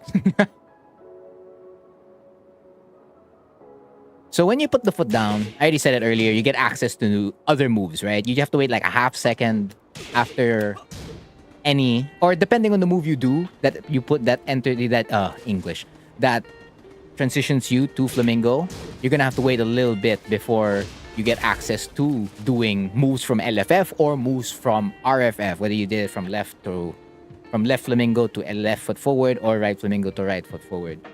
So when you put it down, you get access to new moves. That's number 1. And number 2, you're taking full advantage of the opponent waiting. Because again, like if the opponent gets hit by a 1-2-4 as a punish, they're negative 11. You can literally just mid-check them with RFS DF4. And if they press a button, they got hit. They got hit. And the minimum damage they're eating off this is a lot. Yeah, that's a lot. 64. And that's a combo, that's not really the combo you're supposed to go for, but yes, 64 damage. Basically, you're inching close to 70. That's something every opponent's gonna be wary of. That's why the first interaction you get on anything to Flamingo is usually Hwoarang's advantage. So by taking advantage of that, you can put the foot down. It's essentially safe, in quotation marks, to do that. It's a little bit risky to do the opposite, which is like, delay options, although there is merit into delaying options, which is essentially the same as like putting the foot down. You're delaying in order to do an RFF or an LFF move. But it's even more like head scratching, like when you keep the foot up. So let's say you do down 3-4 on hit, right? It's like nobody's going to be pressing a button here. Usually if they press a button, they've paid the price. But if you keep the foot up, it's just like, why is he doing that? So why do you put the foot up in Flamingo? So for putting the foot down, there's 2 reasons. For putting the foot up, it's 1. Well, technically, it's also 2. But the main one is you're looking for a reaction from your opponent. So if they're already waiting after they get hit, they're gonna do one of the two things when they get hit, right?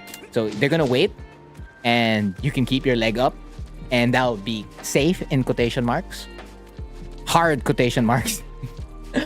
Or they're gonna press a button because you did down 3-4 and you're moving back, and you're vulnerable. The only way you can protect yourself here in right flamingo is to do RFS F4 because again 8 frame high, or RFS back 4 because the 8 frame high may not hit, and you might even lose in terms of like active frames versus like a back 3 here. You won't even trade, so you'd have to do RFS back 4. So you'd have to armor, and you'll be negative 12 if they block that, if they just dash block.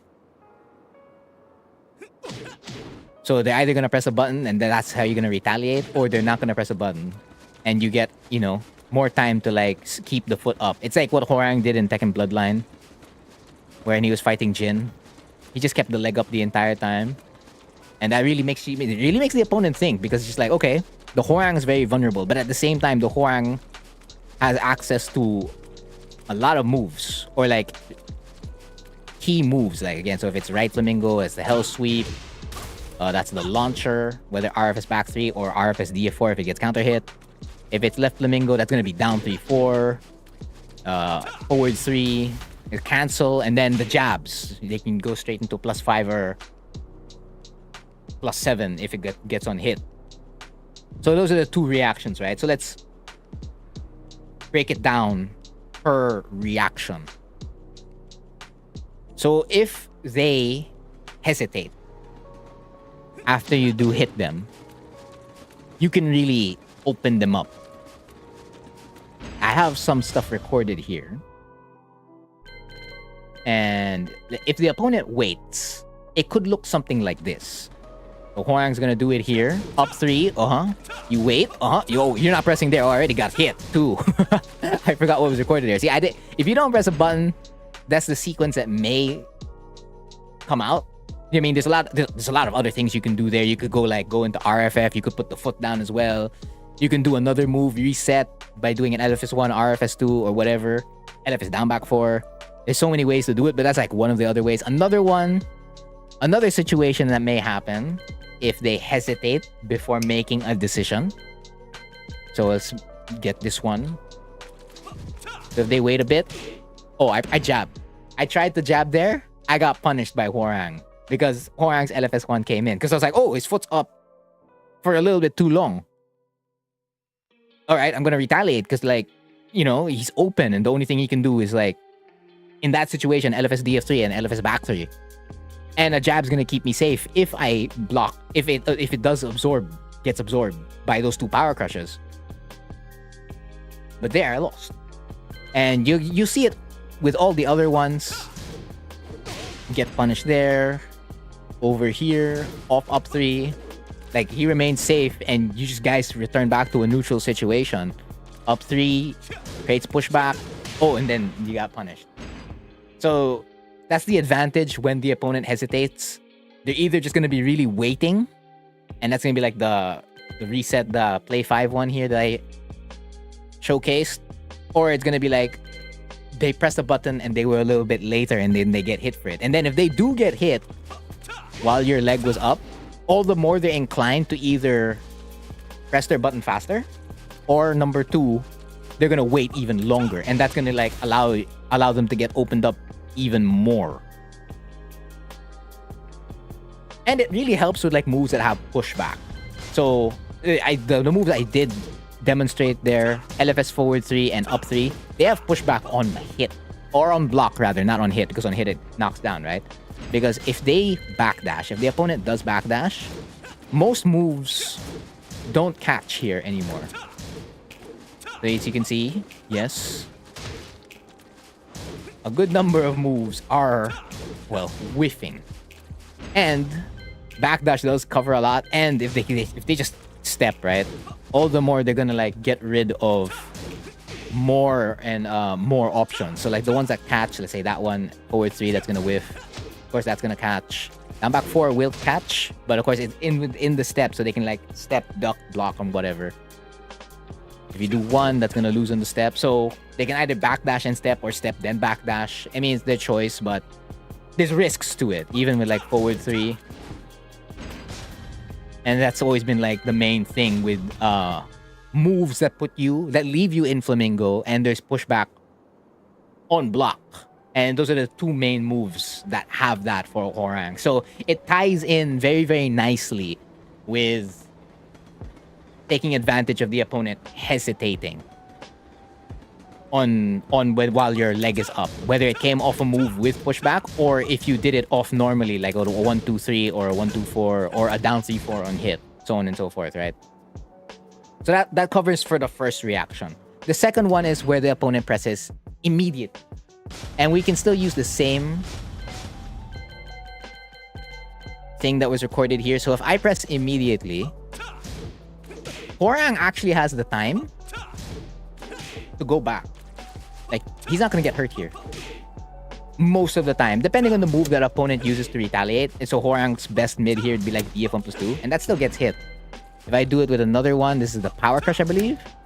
Yeah, you still get punished. So even if they press immediately, they're gonna lose if it comes off like the move with pushback, right? Because if it comes off a move that doesn't have pushback, let's say I do 1-2-4 and I wanna keep the foot up, I'm going to lose immediately.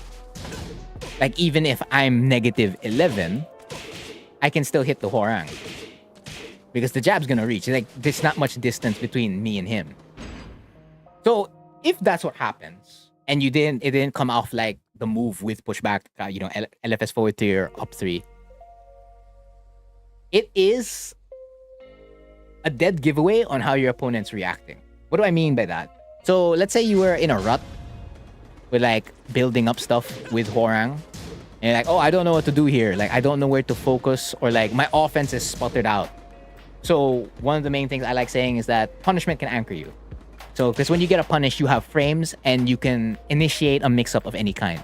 So if you do get it off 4-3, you can do F1+2 and then mix it up with down 3-4. So if you get enough 11 frame punishes off 4-3 and condition them with 4+2, like you're gonna tell them, I'm gonna F1+2 right after this. They're gonna know that, so they're never gonna press a button after that. So every time you get a punish, you get access to that mix-up. So it's the same thing here. Since they're giving you that reaction immediately as your foot remains up, you've like risked, I don't know, maybe 1 or 2 turns using your punish. So your 1-2-4 punish, and then keeping the foot up by either going forward or backward, or even like to the side. So like 1-2-4 to the side, then go backwards. By keeping the foot up, you get to really see the end. If the reaction again is pressing a button, it's gonna be the easiest adjustment. So like, okay, that's your answer? Here's my reply.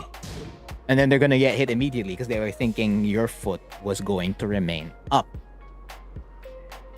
So you can really build off keeping your foot up in a sense, because it's always gonna force one of those two reactions. Always does, without fail.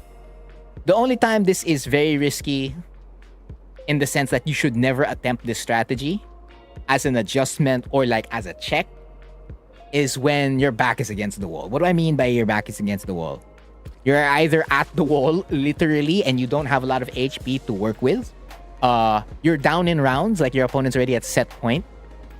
And you also are lacking HP, or like every HP hit point counts for you. So you don't want to like put yourself in a risky situation, because it is risky. More risky than putting the foot down. So it's only for those kind of situations, like the true back to the wall kind of things. But if you're not in those situations, like, it's very good to like throw out in the middle of the set or at the start of the set, and then you can start like connecting it to all the other mix-ups, all the other things that Hwoarang can do to affect the game state and whatnot, blah blah blah. Of course, again, you got to weave it like how your opponent's reacting and adjust accordingly.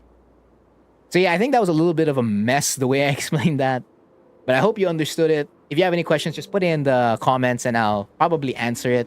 I'll be looking at the comments of this video, I don't know, for like 2 or 3 weeks, so that you have enough time if ever you do have a question about it. So again, end screen is going to show the next advanced Hwoarang lessons when it does drop. So for me, I've been Frontier, and that's been the cheese for today. See you in the next advanced Hwoarang lesson. All right, cool. Oh, I think it took roughly 20 minutes, give or take. Alright, I'm good. So now it's time to demonstrate this lesson in action. That's what I usually do after every lesson. So we go to player match, and then we just look for an opponent that actually rematches. That's like, it's always fingers crossed. Like, are you gonna rematch me or not? And I try to look for an opponent who isn't too good. Because to the opponents who are very, very good, I can't I can't just abuse the thing that I need to abuse. Because there's a time the lesson was about while standing 3+4-3, this move, or crouch dash 3+4-3. I met a high level player. It's just like, there's no way in hell I can like spam this move all the time. There was another time, it was about flying eagle 3-4. I got another high level player. There's like no way I can do that, dude. So I had to like, after I played that first to 5, I have to go to another player so that I can show how it really affects the game state. Can you pick up combo after a hell sweep? You mean like actually have a combo after the hell sweep? No. You only get Okizeme after the hell sweep. And the hell sweep for Hwoarang is RFS down 4-3. It is not RFS down 3, and nor is it LFS down 4. Those two moves are snake edges. You can get a combo off that. The simplest combo you can do is crouch cancel down back 4-4 into FF4, then RFF3. Oh. So my job is to keep the foot up, right? Yes. We're gonna keep the foot up. Oh, okay. He's gonna press a button. Or is there gonna press a button? Noted. They're gonna press a button. I got you. It's game over. Oh, all right. I like it. I like it. You see how the opponent's like confused. And then if I mix it with actually pressing a button immediately, it gets a little bit haywire for them. Okay. That's fine. That's fine. That's fine. Do it. Thank you. That was one instance of keeping the foot up. And I got a lot out of that. Alright. Adding another layer to the RFS F4 mix-up. Orbital. Oh, I didn't press the power crush. I pressed 3+4. Oh, you dropped that hard. That's fine. What are you doing there? Cheese keeper! Keeping the cheese. Man, I love it. It must be such a shock for this opponent. Because me and this opponent have played a lot against each other. So they're kind of used to me doing certain things. Because I didn't feel the need to change it up against this opponent at all. Because it remained effective versus them. Ooh. Oh wait, that's fine. No, I'm dead. That's dead. Oh, wait a minute. You didn't do the Why didn't you do the full thing? They missed combo filler. They went straight into the rage drive. Oh, this is consistent. Okay, noted. So the next time I meet you, I shouldn't rematch you anymore. Because you don't want to play me anymore. Okay. Before, this player always wanted to rematch me. Now they don't want to rematch me ever. Okay. Noted. So the next time I meet you, back to warm up immediately. But yeah, that felt good. That's just a sneak peek. That's a sneak peek of like putting the foot up. It's that powerful. She's like, oh no, his leg is still up. Oh my goodness. He has access to all his flamingo stuff. Crazy. Ooh, combo video. What a terrible combo, but yes. Frontier combo. Is this the same player? I hope not. Oh yeah, it probably was the same player. Probably was. But if you did just drop by, welcome to the 15th Advanced Hwoarang Lessons. Pin comment is your guide. Feel free to ask any questions about Tekken 7 or about Hwoarang specifically. I am currently demonstrating the lesson for this stream. It is about keeping the foot up in Flamingo. A little counterintuitive, but yes. Sometimes it's just a good thing to keep your leg up in Flamingo. 1, 2, 3. This is a different player for sure. I didn't check the bars though. I just accepted it. I trust the matchmaking too much. Because there are times where you get a match and it's like 3 or 2 bars, right? Even if your settings are for like 4 bars and above only. I don't know this player. So I can't determine whether they're high level or not. But they are at TGP. I mean, we'll see. There are some giveaways, like dead giveaways, for me to like know, for like an opponent to know at like what level you're at. So we'll see. Of course, the dead giveaway here is that I can't abuse the lesson. That's the dead giveaway. Seems like our connection's okay. Yeah. Oh, wait a minute. It's moving a lot. I don't like it when the ping moves a lot. That makes it a bad 4-bar. Or bad connection in general. It's fine. You can have that. Oh, okay. Okay. We pressing buttons. Woo! Almost there. Oh, that's fine. Of course, every Feng. Continue. I wouldn't be surprised if you like do another down back 3. What? Did I get it wrong? I must have, because it didn't go in.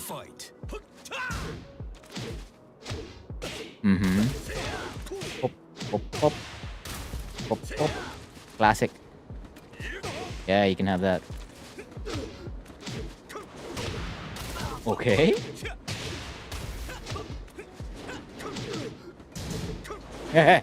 That's fine.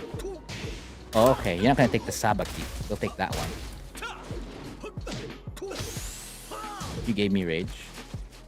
Okay, this connection's bad. It's really, really bad. I'm leaving. Wow, it's slowed down too. Whew. Unplayable. Unfortunately, unplayable.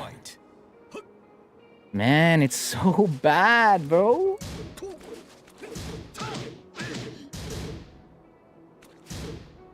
This ain't on me. This is how our connection was already from the start. Why does it keep jumping? Are you downloading? Oh, it went all the way down to 1? What are you doing? Why is the MS going all the way to 300 plus, bro? You really want to win? Of course, that's like... That's if I'm assuming they're doing it on purpose. You usually give the benefit of the doubt.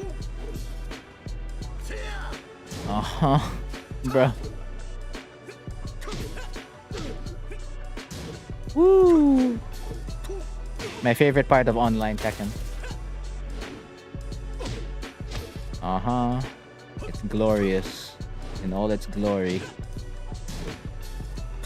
It's getting worse and worse. It's not even improving.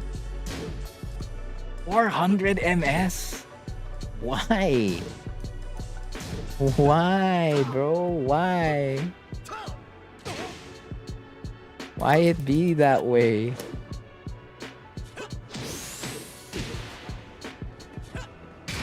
Oh, wow. It's because we're not at the wall, right? Because at the wall, you shouldn't be able to RA at all. Because that's a wall crush. Yes! I'm free. That took forever. I'm free. I don't know, there were some indicators where I could probably abuse the lesson. You don't even want to skip? Bro, skip! Sometimes I don't understand what goes into a player's mind when like the connection's so bad and they don't skip. Like, what are you doing? Get us out of here already. Neither of us can play the game.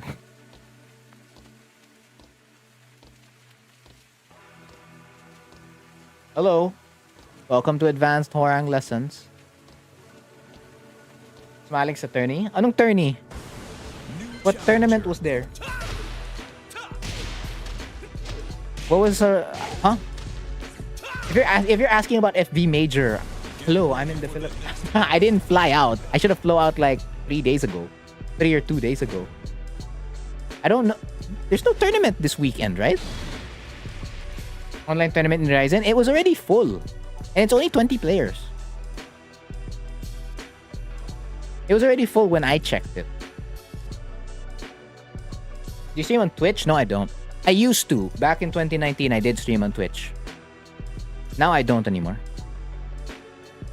I only just use my Twitch account to lurk in other people's streams. That's it. Yun langs. I don't know. I'm not even sure if I would have joined it. If I did, it's probably just gonna be Leo again. I like play Leo. Fight. Alright, now time to see if I can abuse the lesson on you. Okay. Oh, okay. We got it. We got our answer. Oh no, I ducked. You check my videos? Oh, thank you.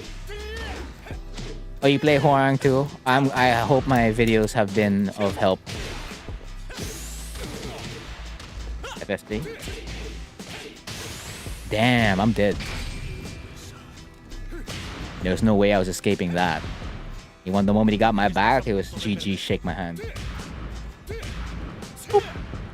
But I can abuse the lesson. Okay, that's good, that's good, that's good. Round 2. Oh, I'm glad to hear it. Okay. What's with the ducks? What's with the ducks? You don't want to do that. Bad idea. That's a free JFSR for me. Yes! KO. Round 3. I mean, yeah, that's just the language barrier, right? I mean, I only know how to speak English.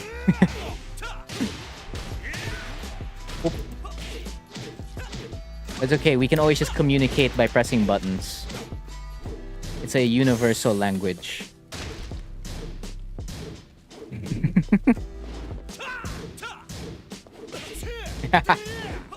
Keeping the foot up, let's go! Oh, there you go, they're just pressing a lot of buttons immediately already.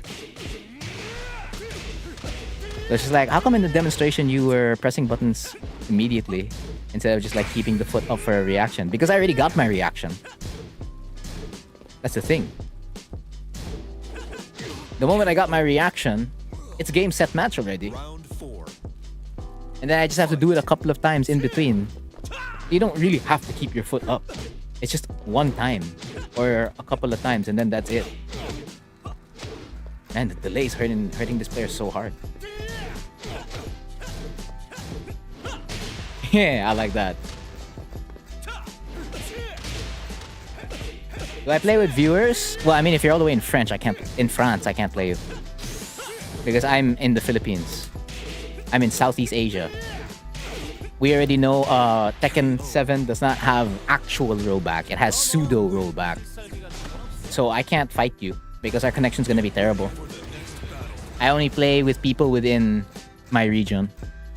And even then, sometimes the connection's not the best. So sometimes I just keep it within the country. And even then, sometimes it won't work. Yeah, I mean, that's why we're hoping for a lot out of Tekken 8. Because in Street Fighter 6, the connection's really good. I mean, it's the same. I want to play with a lot of players, but that's just how it goes. Oh, okay, great whiff punish. Very small whiff punish and good damage, too. Okay. What happened to the back one? Oh, there you go. Was that the back one? 1, 2. I have it. Woo! I pressed the 2. The 2 didn't come out. Oh, no, don't. No. Why did your connection drop too, bro? Why did your connection... Oh, you're ducking immediately? Immediately? After you do a move? Isa pa. Why, bro?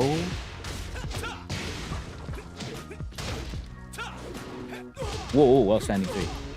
I was considered crouching there. Easy combo and bear? You can just do the regular B and B. The bear combo, if I remember correctly, was backlash into 1133. Fight. Like you get the wall, backlash 1133. Although regular B&B is just better to do. This opponent ducks way too much.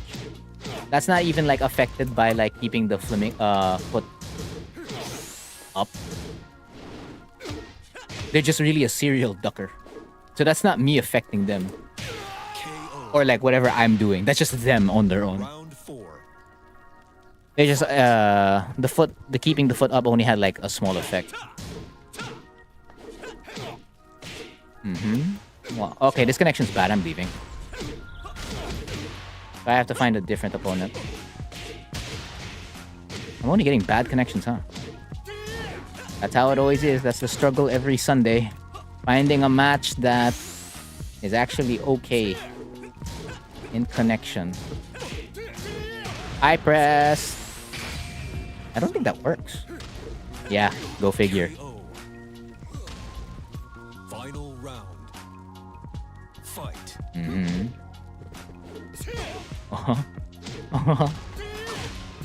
It's like my life depends on it. The way they're playing. If I don't do this thing, it's over. What happened to the duck right after? None? Oh, you can have that. Get me out of here because that connection was terrible. So that's a game where doing the thing does not affect your opponent because your opponent doesn't really care or they don't take notice. And then the first set was one where it actually affected the opponent. So I'm just waiting for someone that I can actually play against. And they rematch. Key part, they actually rematch. Oop. Is this the same person? I have no idea. I don't know if it is or if it isn't.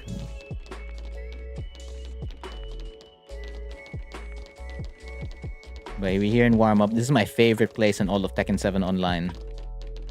Because I spend way too much of my time here. Way too much time in warm-up. Oop. Backlash. Frontier combo. Oh, I dropped it. I dropped the frontier combo. Nobody else does this combo. Damn! Because that part is the hard part. Even if they made the recovery of, what do you call this? RFS back 3 faster. You can still drop the FF4 there. The Peacekeeper. Alright, is this the set? If this is the set, I get to finish really early. It's a king. Okay.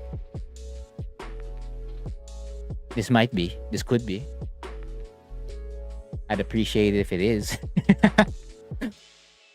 They have a 72% win rate against Hwoarang. Damn. I only have a 65% win rate against King. Someone booting up some Street Fighter 6. Of course, that's my Steam, friends.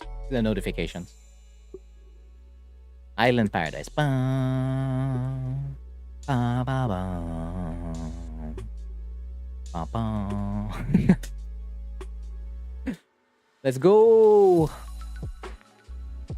Let's go? Question mark? Question mark? I don't like it when I see that. Sometimes it goes in, sometimes it don't. Okay, we win. Okay, this connection looks okay. Fight. Whoa. I didn't even get the punish off that. Okay. Should have punished with 1-2 so that I could already immediately check their reaction for Flamingo. Okay. That was interesting. Very, very interesting. F neutral 2? F neutral 2? No? Okay. Wow. Damn. I still was not able... I have not been able to check their reaction. KO. I just got one RFS F4 and then that was it. Fight. Let me do it. Do the thing. Okay. That's fine.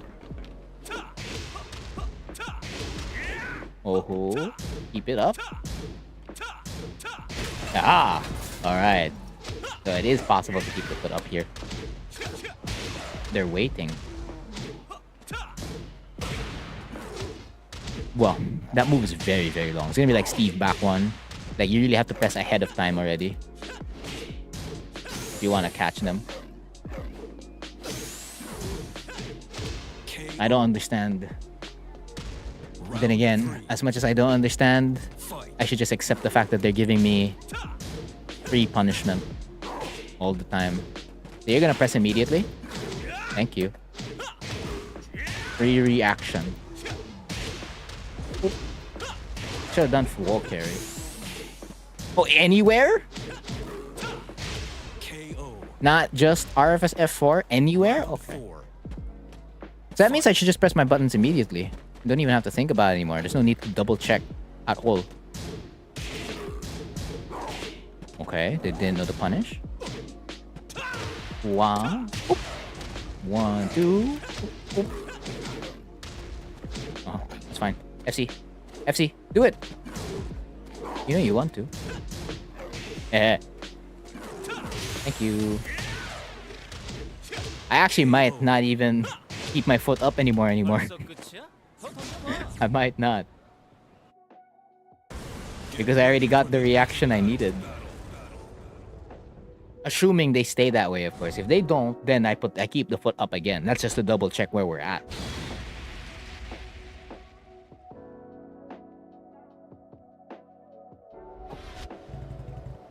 Round 1. Okay, here we go. Fight. I'm just gonna press the button immediately this time. Counter hit? None. Okay. Okay. Nice. 1, 2, 3. Damage. Pop, pop, pop. Pop, pop. Keep the Oki. Nice. Beautiful. Round 2. Well, classic Hwoarang hours, actually. Hwoarang office hours. Woohoo. Do it. Uh-huh. Okay. 1, 2, 3. Evil laugh every time. Every time. Wait long. I missed it. Wow. Lady Luck shined upon me there for the second hit. Round 3. Didn't have to, but thank you. Fight. No. Nuh-uh. I know how negative you are after your tech. Woo! FC? Oh, it's DF2. 15 only, not 16. I thought since DF2 goes in, because it's launch punishable, I thought you could like back 3 as well. Apparently you can't.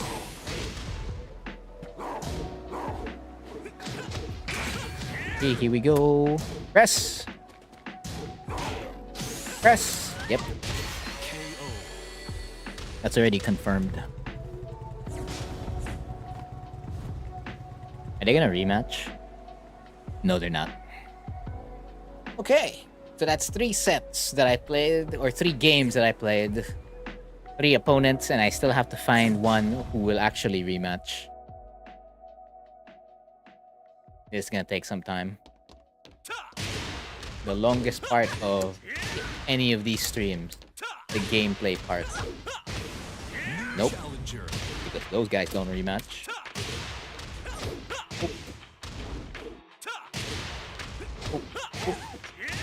Damn. I'm that slow. Yeah, because that's the error you'll usually get. F4. So slow. No. New challenger.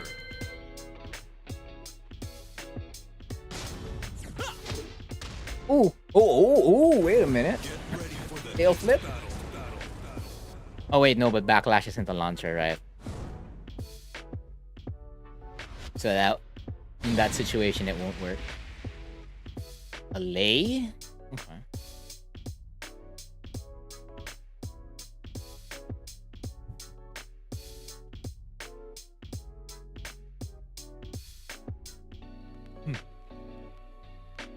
We're over here at Soog.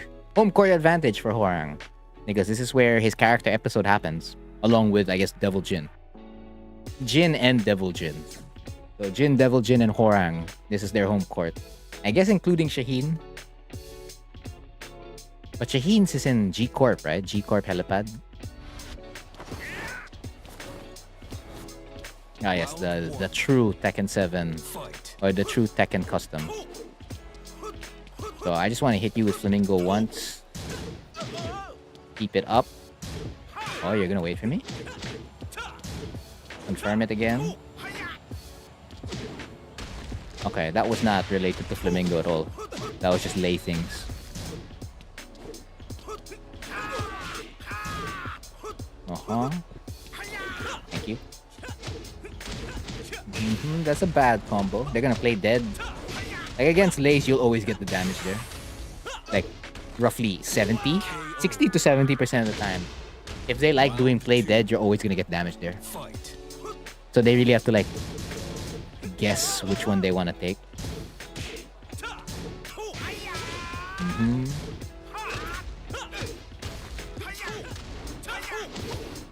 Okay, so you're always just gonna play dead, huh? Always.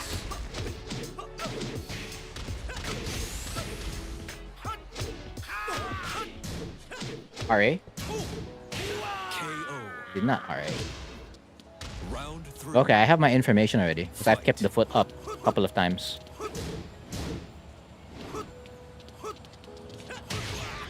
Thank you. Oh, no! That's bad. Well, not bad for me, bad for them. I'm meeting a lot of people who are ducking against Hwoarang today. Lots of people who are always ducking Hwoarang. Oh, a rematch? Alright, bet. Bet. 4 more games to go. I already have my information. And I have new information too. They always duck. I'm gonna throw out a raw back 3 just because. And if that goes in, they're open. Like way too open. And the next time they block it, it means they're way too concerned with what do you call that? The launchers. So which means you can just get like a bunch of down 3-4s over and over again already. But of course, you need to see that in action first. That's just the theory. On like what may happen. It's the guess you're predicting.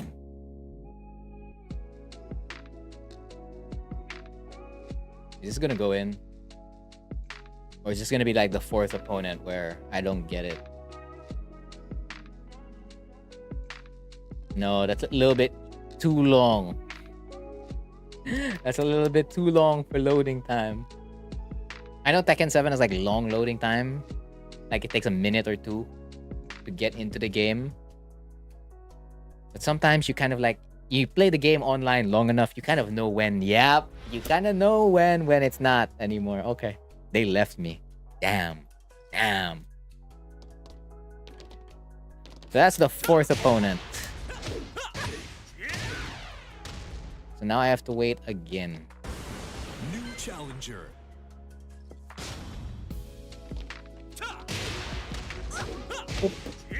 Oh, wow, I got it. Let's go. 78. Oh, that doesn't work against Josie? Oh, it doesn't. But a Hwoarang main told me you can just go for the JFSR stuff. You can't. It's not a universal combo. Universal combo means like it works for all sizes. This is character specific. Or size specific. Just going for this is kind of weak. I mean, 69 damage. Pretty good, but you can get more. Like so. That was definitely going to be higher. I mean, that's why that's the route I prefer. Oh. Nice. Nice. 76. There you go. That's even closer to 80. That's better. Okay, but the JFSR route does not work. That's so sad. No, that's too much. It's too excessive. Oh, no, wait. No, it's not. It's roughly about right. Like, you could get it if you're just fast enough. Forward 2, and then you just go a basic B&B. Who's this? I don't know. But it says 5 bars, so I'll take it. Please be the set, because it's already 11:18 in the evening for me. I would like to finish before 12. Since I want it to be like a short stream. Oh, it's already gonna be 2 hours. I don't know who you are. EGP? And you've never played Quick Match? Never? This player must have been living in rank the entire time. Asuka. Okay, this is a little bit tricky. Because if you keep the foot... Oh, like what Asuka's probably gonna do is always just back 2+3. If I keep the foot up. I mean, we'll see. Gotta do it first before you have any... Before you think it's so-and-so, right? You can have that for all I care. Oh, okay. They're gonna press. They're gonna press. They chose to press. They're gonna press! They're gonna press! They're gonna press. They're gonna press. Hey! They're gonna press. Hey!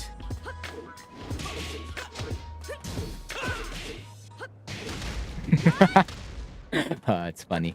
Let's go. They're gonna press. Man, I chickened there like twice. 1, 2, 3. Can. I didn't back 3. Because back 3 will hit Asuka's back 3 consistently. Well, at like max range it doesn't. But for all the other ranges it does. Oh no! 1, 2, 3.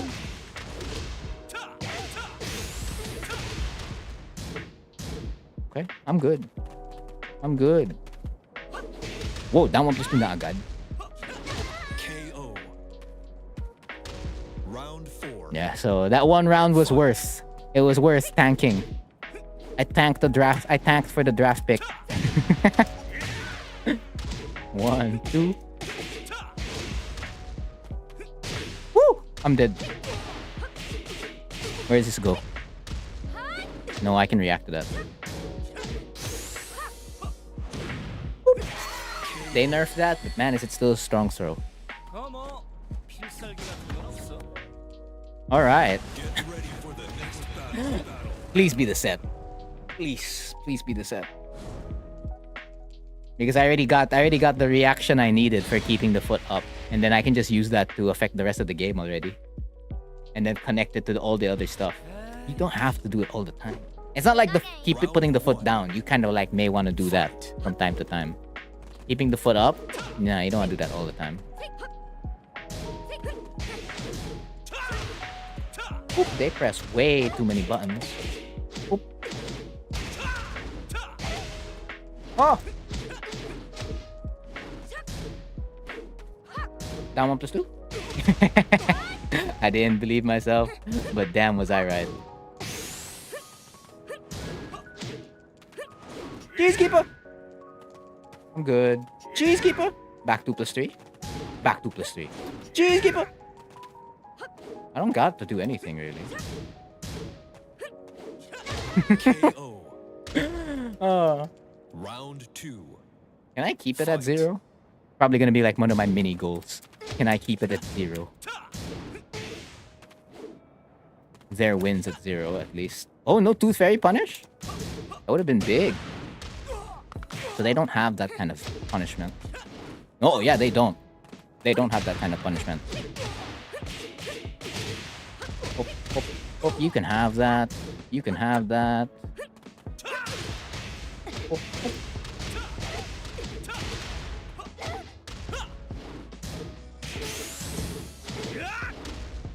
Okay.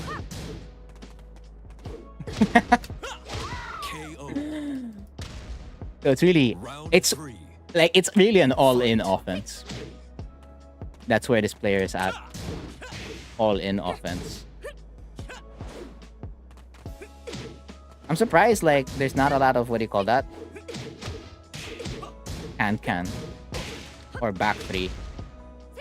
Because like you can really cover both offense and defense by doing it. Are you awake now? Are you waking up? Because that was the first punish you actually got. KO. That's just classic Asuka. Round 4. Mm-hmm. Okay.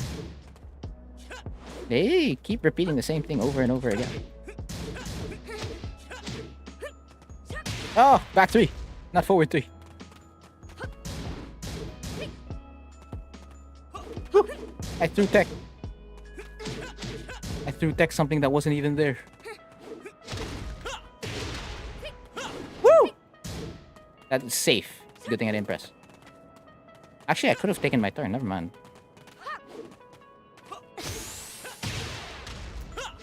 KO. Wait, it's 1-0, right? 2-0. Get ready for And the it's just gonna be like, Frontier, you're just playing the same. Yeah, because I already got the reaction I needed of the keeping the foot up. That's really all it is. It's a check kind of thing. You got the information, you're done. Roll with it. round Do-do-do-do-do-do. fight. I mean, let's see. I'll do a sequence that involves it and we'll see how they react. You press the button immediately.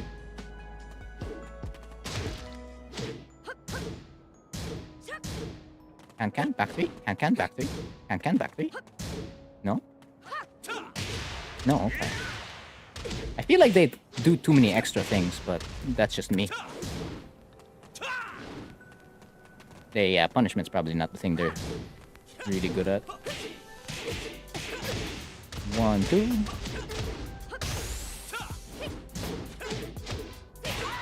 KO. They don't reverse even? I've been chickening for my life. Fight. And they don't reverse. Very interesting. An Asuka that doesn't reverse at all. At all. Like, I get the low frequency, but not reversing at all. Okay, they are gonna press a button all the time. Okay, now they finally reversed. KO. Now they finally did. Round 3. But it doesn't change the fact how they still play. Fight.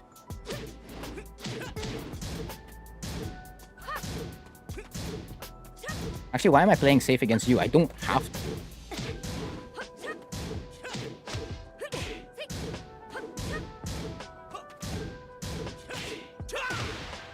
They're really weak at punishment. Wait long. Hop, hop, hop, hop, hop, hop.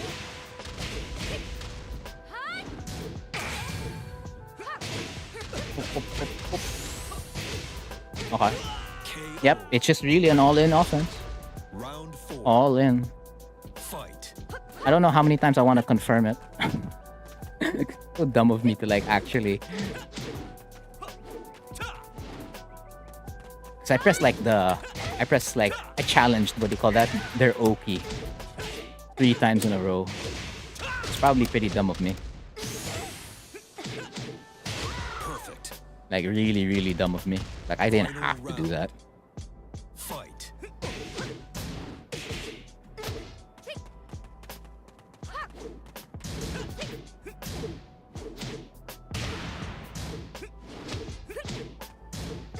Oh, thank you. Oop. 1, 2.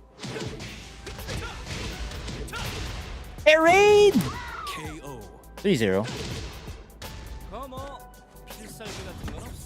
Alright, yeah, you are the set. Get ready for the next For sure. And I've been putting some like foot up from time to time, but honestly, it's probably just hurting my game more now. Because I already have the information. And the game, there hasn't been an adjustment from the opponent at all. So like, I can just keep doing the same thing over and over again.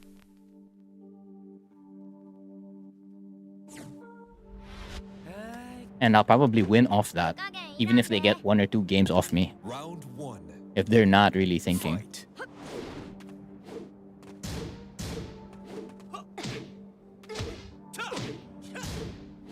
Nice. Oop, oop.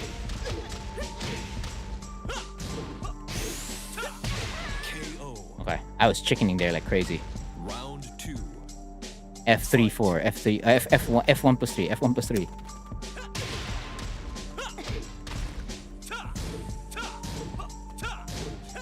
Woo! Okay, they press a jab. They just press something slower. Nothing, nothing. Oh, never mind. It still reached. Damn. It actually. Oh, late. Oh, yeah, your punishment's ass.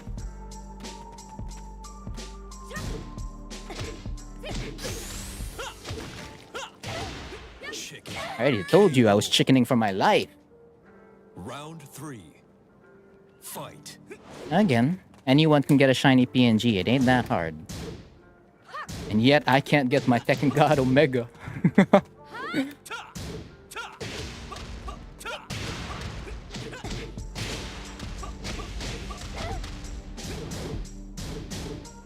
That's fine.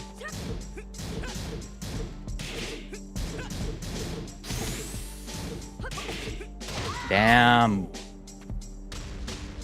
Oh, I'm glad it's been of help. Much thanks. All right, now I'm just demonstrating the lesson for this stream, the 15th lesson for advanced Hwoarang lessons. Because I usually just play 1 first to 5 to show it off. So yeah, they did hit TGP, but there's a huge skill gap between me and them. Woo! Damn, I ducked it into back 3? I'm awake.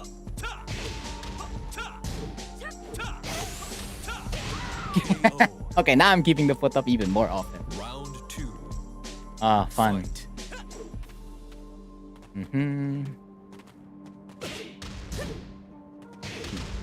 Still doing the same thing. You really don't want to change anything up, huh? Okay, that wasn't counter hit. I let go of the stick.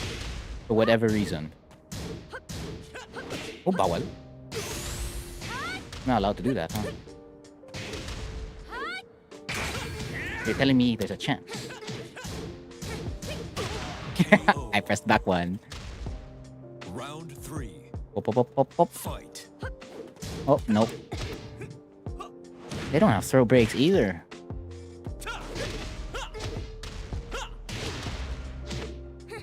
No. Actually, if I was awake, being able to duck F1 plus 2 into back 3, I should have been able to duck that into up back 3-3. Round 4. So I'm not that awake. But I am awake.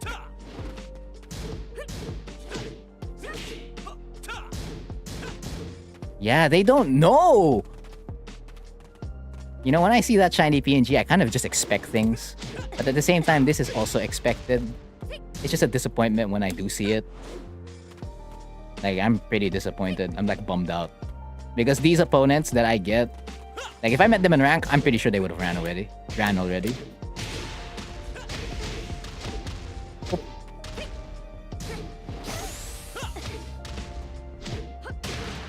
Right, I'm -5, -6.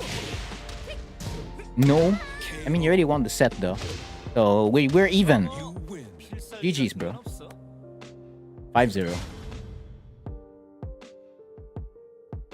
All right, so that finishes the lesson, or like the demonstration of the lesson. So I guess last minute Q&A. If you have any questions about Tekken 7 or about Hwoarang, just let me know. Pop it in chat. If there's none, I'll give it like 2 minutes. So when it hits 11:34 from me, To the king. I'll end the stream if there's no question. Hwoarang. I don't know. There's nothing else I need to double check anymore. I got all the combos that I want to do because I have 9 combo videos to make now. I still have to think about what's the lesson for next week. Because I have no idea what the lesson for next week is. No idea. Actually may have to include the demonstration, or what do you call this, for today's lesson. Oh, for the video. Because I think like the when I did the lesson, it wasn't enough. Like the explanation. Is this helpful? I'm glad it is. Was that you? Were you the Ask I played? Oh yeah, I forgot the count of that was 5. 1, 2, 3, 4, 5. Oh, it was 5. Okay. If this was you, yeah, good games. There's a lot of like stuff you need to work on. Welcome A ton. Iron Fist tournament. And I don't mean that to be mean. It's just a fact that there's a lot that you need to work on. Get ready for the next battle. Because I don't know, some players take it like, damn, you hurt my feelings. I'm like, whoa, I was just pointing out the obvious though. Unless you don't want to hear the obvious, okay. You sure? It depends. Like, which Hwoarangs have you been fighting? Because if you haven't been playing the best Hwoarangs of your region, then yeah. But if you are playing the best Hwoarangs of your region and I'm still better than them, that's kind of bad. Because I'm not even the best Hwoarang of my region. No, whoa. What do you mean? What do you mean Hwoarang didn't have good mids in Tag 2? What? Am I hearing this right? No, that's not right. Hwoarang had better mids in Tag 2 compared to Hwoarang in 7. Most especially in LFF because your DF4, because you had back 4. Back 4 was this. DF4, the input, this one, used to be back 4. So you didn't have this one. You didn't have like a Steve Fox kind of thing. Instead, your DF4 was a 14-frame mid-high. That was homing. And it was a natural punisher, so you didn't have to use this as your 14-frame punish. That was key. And then you didn't have DF3. You didn't have Beck's DF3. Or Beck or Baek's DF3. So, you had this one. You had this DF3. You could immediately do this. You had another 14-frame mid-kick. That goes into this. And then you could also do 3-3 immediately. I don't know. Like, those mids were pretty handy to use in Tag 2. Most especially the DF4. DF4-3. I forgot if it jailed or not. But if it didn't jail, you could duck the second hit. But if it did jail, you can't duck the second hit. So it's solid to just throw out. But I think DF4 by itself was just homing. So you had a 14-frame homing move. Compared to a 16-frame homing move. Oh. Tag 2 Hwoarang was really good. Again, they're just different. Tag 2 Hwoarang's different from 7 Hwoarang. Got problems fighting Zafina? Everyone has problems fighting Zafina. That's just the thing. Like, even Hwoarang, that's like one of the worst matchups for Hwoarang.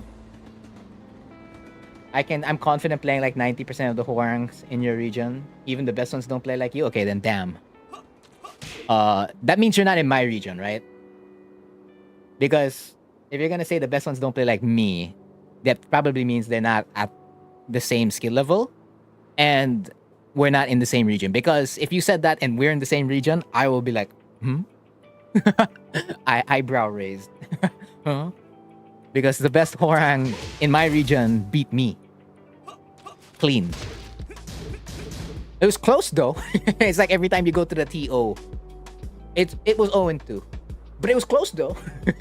That was my mirror against the best Hwoarang in my region. In Indonesia. Yeah, okay. I don't know who your best Hwoarang is in Indonesia.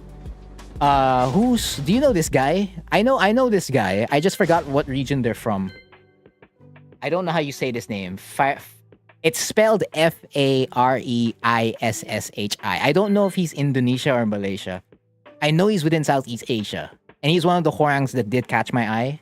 When I was studying Hwoarang, like looking at a bunch of match VODs to learn. I don't know if he was Malaysia or Indonesia. But he's pretty good. I think that's silver. This is silver? This is not his IGN anymore? Oh no, I'm just asking if you're familiar with this player. He's from Malaysia. Okay. Silver's the best Hwoarang for Indonesia. I don't know. I don't think I've watched any of Silver's matches. Because, when you do the search, right? When you search it on YouTube, I don't know if you're going to scroll all the way down. I don't scroll all the way down. Like, I just scroll down a little bit. And then be like, okay, I'll watch this one.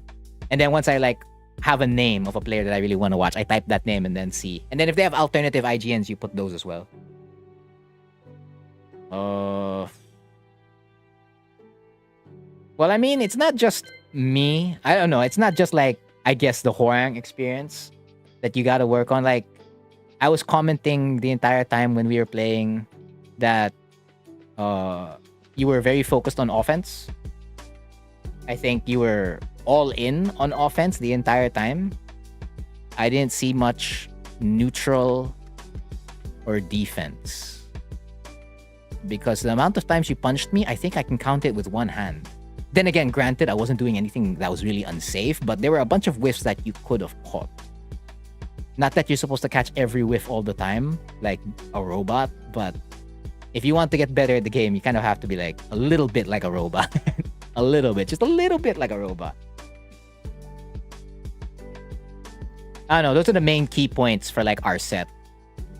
All in offense, less neutral in defense, no punishment.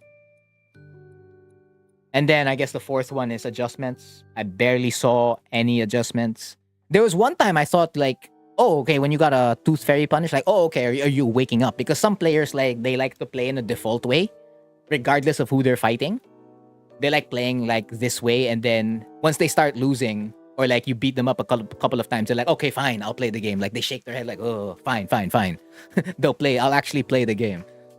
I thought that was I thought that was going to happen with you, but didn't. So that means that's like your natural play style. It's not like something that's like a comfort play style before you go to your the way you actually play. That it might sound a little bit confusing, but that's the only way I can really describe it. Silver doesn't play much nowadays. I guess they got lifed. Like life got them busy. Because I don't really play either at all. I only play during when it's time to stream. When it's off stream, I barely play. They play kind of the same. I don't know. I didn't even see. I don't know. Like if you didn't need to do can or back 3 or back 2+3 or reversal a lot, then I don't know what the Hwoarangs over there are doing. Because that's like the fastest way Asuka can like shut down Hwoarang. Like you could really just trust in can a lot. Like if they're playing the samey all the time.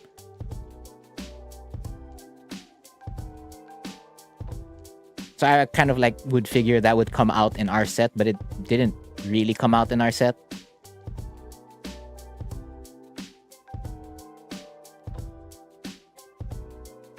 I put you out of your comfort zone? Or, huh? Definitely. You put myself out of... Yeah, I put you out of your comfort zone. I don't know, that's another thing. Like, when you meet a player that makes you feel a certain way, it probably does stunt you a little bit. Because you're like, oh no, what do I do here? What do I do there? I don't know what to do here. And then it feels like they have such an advantage in so many situations. And so I feel you there. I understand that part. Because that's part of the process of, what do you call that? Getting better at the game. Because like, I don't know if this will make sense to you, but it's like if you play, I guess we can use the Hwoarang example. It's like if you get hit by my down 3-4 versus another Hwoarang's down 3-4, like whose down 3-4 hurts more, right? Because when I play other players, sometimes if I get hit by a certain move and they don't know how to like transform that situation into something more, then I'm just like, so it's useless. No matter how good the move is, like let's say Steve counter hit back 1. If they don't know how to transform that combo of counter hit back 1 into something, or like maximize the situations of getting many counter hits of counter hit back 1, then it's just like I can get hit by counter hit back 1 all the time. Of course, on paper, you don't want to do that, but of course, the game's more than just an on paper thing. You have to add that on top of like who you're playing and how the game's gonna, like, what's the game state and how each player affects the game state and like how you guys feeling, condition, blah, blah, blah. So there could be times where really strong moves could become really, really weak, and really weak moves become really, really strong. And like the mid-tier moves, like, oh, apparently there's more usages to them and whatnot. And then a strong move can like be really, really cheap, and you're like, damn, that's really, really cheap, because it really is honestly really, really cheap. So yeah, there's that. I don't know. It's the best way I can describe it. Like when an opponent's move hurts way more, and it feels like there's more to it. Like, if you block a JFSR, it's just like, yeah, it's -8, but... And then when you fight another Hwoarang, it's just like, oh, okay, I'm free. I can press a button already.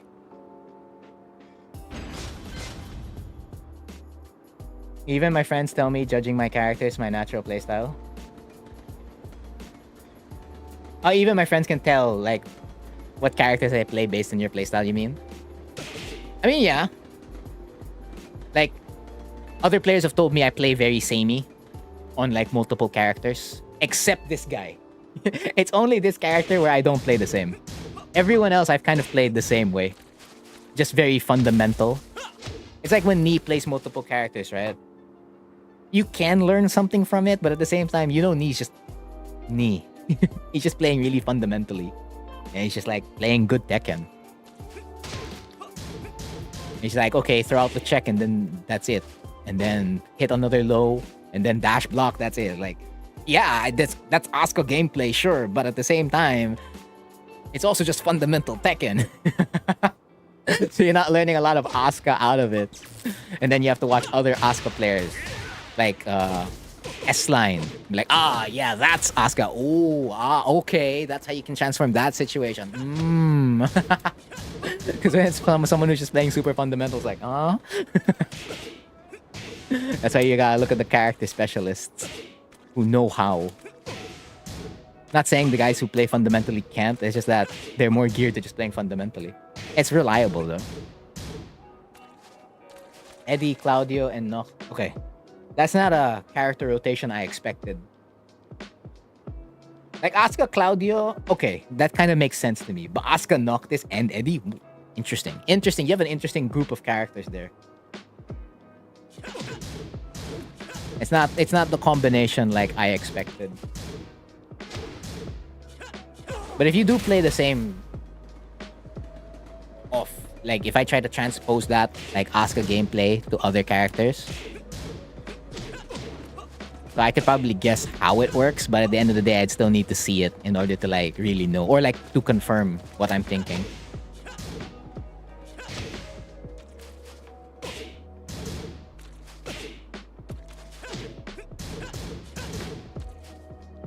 Well, I am technically done. There isn't any other question, right? Oh no, let's extend open Q&A for whatever reason. Because technically I did already go overtime. That was more than 2 minutes, but that's fine. I'll just add another like 5 or 2 minutes. What's guaranteed here again? I know something's guaranteed here. Not that, that's for sure. Oh, okay, yeah, that one. But the other one's not guaranteed. How much damage is that? 47 versus 50. Oh. Wait, can you get FF3 here? 51. And then... No, you can't get that one. Or can you? Like, you just gotta be really, really fast. No. If it's possible, I can't do it. But if it's impossible, then that's probably the max. You're not allowed to get FF3. But you can get RFF FF3. 51 damage. Yeah, because on spikes, these don't count. So let's wake up backwards. Stand up. Just to double check that it's actually guaranteed. I don't want to fool myself that it isn't. 1, 2. Yeah, so I guess after I finish labbing this, and if there's no question or any other comment or in chat, I'll close the stream already. End the stream. I don't know, it's like 10 minutes to 12 midnight. Oh, oh. No, it is guaranteed. Ouch! Oh, oh. I died. Okay, okay, it wasn't counter hit though. I'll take that. Nice. Oh. Oh, oh. Okay. One last. Any good backward stance deck? I have a simple one. I think for backward stance deck, you may want to check Baska out. Like Baska's got some interesting stuff there. By back turn stance, do you mean like doing like fox step? So like fox step is essentially being able to do certain moves like that. That's like a basic fox step. Like Baska has a lot of stuff for that. But if you're looking for like basic back turn tech, let's go to a walled stage. The most simple one I can give you is over at the wall. So the moment you do, let's say, the regular wall combo wherein you do RFF forward 3, LFS forward 3, into LFS3 F4, you can do disrespect 1+2 to put yourself in back turn RFF. Back turn RFF, right? Yeah, back turn RFF, and then you can press back turn 3 or back turn 4-3 as Oki, and your opponent can't beat this. Your opponent straight up cannot beat it. Like, they have to eat it. They have to. But what I mean eat it is like they have to block it. They don't really have much of a choice. Oop, oop. 1, 2. So you do the regular one. Pam, pam. And then you do back turn 3 if they press a button. If they press any of the wake up kicks, they're gonna get launched. Or if they woke up and duck, they're gonna get launched. And then there's slight pushback on it, so sometimes their 13 frame Punisher may whiff, but if their Punisher is consistent, you're always gonna get hit. If you do the back turn 4-3, it's honestly probably one of the better options to like keep the opponent in check. So that's like simple back turn Oki. Because there's also another one wherein if you do end it on LFS back 4, you're gonna end up in RFF. If you press 1+2, you're gonna be in back turn LFF. The only button you can really press here is back turn 4 or back turn LFF4. So you're gonna get the launcher. It's the same thing with back turn RFF3. The only the alternative you can do here is like something like a basic down 4 and disrespecting to put yourself in RFF. So to demonstrate how that goes, 1, 2. So I'm gonna end the combo in LFS back 4. And then yeah, imagine I pressed the actual button that I needed to press. Not that one. 1, 2. So it's a little bit on the slower end because the opponent does wake up. But if they're hesitating, you can do that. It's probably not preferred. Like with the main option, what you do is you make use of your RFF options. But if they're already conditioned by the RFF back 2, you can like disrespect to get into the 4. And then you can do the other options I did mention. Of course, when you do back turn, you can grab as well. You have to like press forward. There you go. You gotta press the forward. F forward into grab input, whether that be 1+3 or 2+4. In order to get the grab. So there's that. So that covers for Oki. Wall Oki Zeme. You can technically do it in regular Oki as well. Like, that's really just to bait them. So, like, if they do a spring kick, you're gonna launch them. So if I tell Hwoarang, please spring kick. And then we do a regular combo. Flying Eagle, disrespect. Oh, that's because they teched. Right, my bad.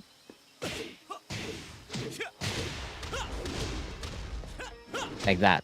Technically, you can apply that at the wall as well. You can do disrespect by itself and then back, and then if they press a button, you get your wall standing 3 or back 3 punish every single time. So you can do that in open. So that covers Oki, really. In neutral, you could do something like RFF forward 3. Now, so the thing about RFF forward 3 is that you do enter left flamingo, right? But what if I told you that you could actually enter back turn off it? How do you enter back turn off RFF forward 3? Is that you hold back right after this. And then you're gonna enter back turn RFF. So by this point, because usually as soon as someone gets hit by this, they never press a button. If they know the frames, right? Typically. But if they don't, or even if they know, even more or less, typically nobody presses right after this. So you can catch them off guard like this. So when you do this in neutral, or like even as like a punish, let's say while standing 4-4 and then to that, you achieve 2 things here. So number 1, you kill out time and you remain safer because now all you're gonna do is like what you call it, while standing 4-4. So let's say you get the punish, right? Let's say Hwoarang gets hit here while standing 4-4, RFF 4-3 back. The opponent is not gonna react, or if they do, they're gonna lose to this immediately. Back turn 4 and back turn 3. Back turn 3 because again, back turn RFF 3 is 14 frames. And if they don't press a button, you're safe. And there's still more you can do with it, right?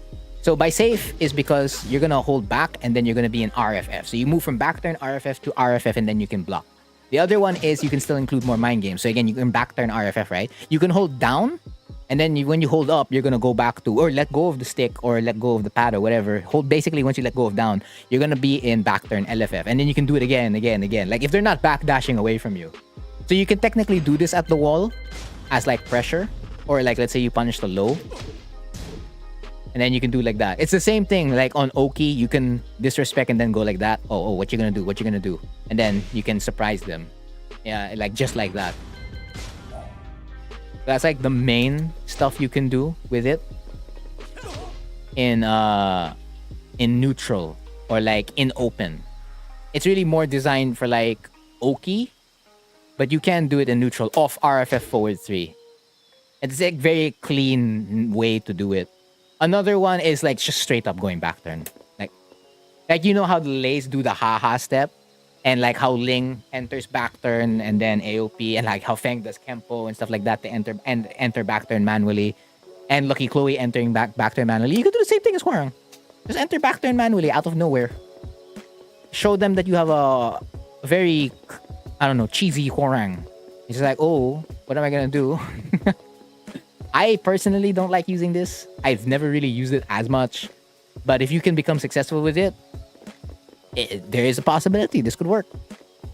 Like you can, let's say you're very RFF dance heavy, you can do like that out of nowhere. Because when you're doing this, the one thing that opponents are watching out for is backlash, because you have access to backlash every time you enter RFF. And back 4, back 3, basically stuff that are high counter hit launchers that will beat highs, and this one will tank everything. And then at the same time, you can still do like an orbital, you can do a neutral hop kick. So basically, you're still in a situation where you can cover a lot of bases, first to third base. Not, I wouldn't say up to a home run, but you can also still step. Oh, not a home run, because every time you're canceling like this, you're open for a period of time when you transition to RFF. So you can include a back turn here and there, and they probably will not catch that. And if they panic, I don't know, maybe you'll get a launch or a whiff. So that's like the only back turn tech I have for you. I think that's all the back turn tech I have for you. Like where you can use it, what can you do with it, and how you can do it. Could I make that an advanced Hwoarang lessons? Maybe. I'll think about it. Think about it. Show your back to your opponent. Why not? Then I need to play a first to 5 against someone and constantly do that. It's gonna be so out of character for me. It's not like really going out of like the way I play the game.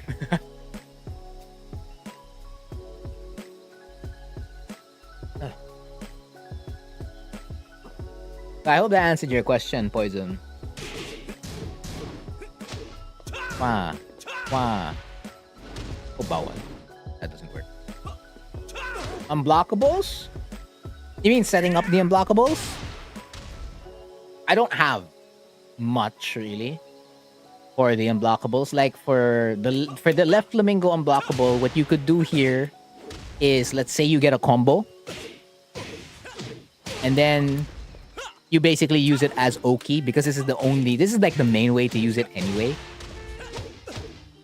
So you tailspin them, right? You go into left and then you do it. And then pray they wake up the wrong way. Because the other viable use for this unblockable is of a combo, of a specific combo route. So I think the combo route went something like where you get the splat of RFF forward 3, and then you get the unblockable that does huge damage. It floor breaks if I remember. Does it floor break? Hold on. For the down back 3+4, the dynamite heal, you can use it in neutral because you can cancel. Well, you can cancel both, but the main reason why you can play more around the dynamite heal is because when you cancel it, you go into left flamingo. And I did see some cheese. I think I retweeted that one. Wherein that Hwoarang, what do you call this? He was in front of his opponent's face. So he had rage, right? The opponent was blocking. He did a forward 2, and then unblockable, and then RA. And the opponent pressed during the RA. Because after a forward 2, it's like +5 force crouch, so the opponent doesn't want to press there. And then the brain lagged for a second, and then they got caught by that. So that's what I mean by like you can play around with that one more. But if your opponent's awake, you're never gonna get to hit someone with the unblockable. Yeah. Oh, right. That combo route. Yeah, that combo route will catch the techs. I forgot which one. If this, what do you call that? Floor breaks. Great. I have to do the combo route, don't I? Great. I have to do the combo route. No. Be still. Do you remember the combo route? Or the unblockable? the LFS unblockable. Because I remember it's like forward 2, up, up, up, something like that. I'm not sure. But let me show the O key for that one. I think it's just ground technique, right? Because you end on back 3, right? Yeah, so it's gonna be ground technique. Let's full. Ah. Oh. Oh, that loses to tech roll left. Does it beat tech roll, right? It doesn't beat either tech roll. Do I have to dash?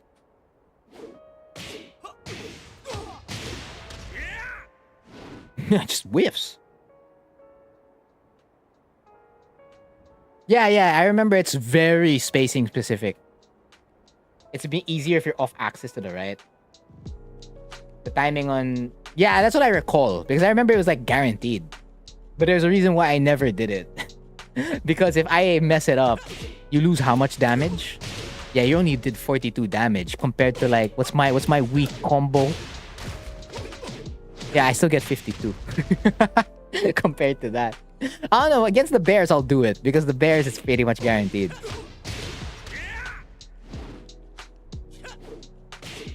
But yeah, I think you'll have to let's get the... If you're in the Hwoarang Academy Poison, I don't know, it's probably there in the Discord Tech channel. I don't know which Discord Tech channel it's there, but I'm pretty sure it's there. JFSR, Backlash, RFF4, RFF4, 3, Stand Switch 2, RFF4. Okay. Yeah, okay, that's the combo. Let me do that. Just for demonstration. Let me attempt to do it.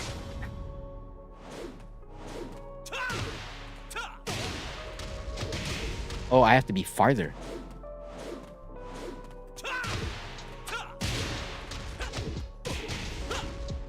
No, not like that. Or a bit after that. Fair.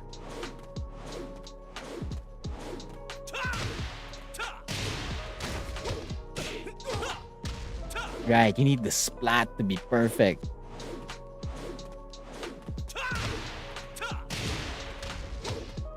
Oh, so late. Wait, don't be at the wall.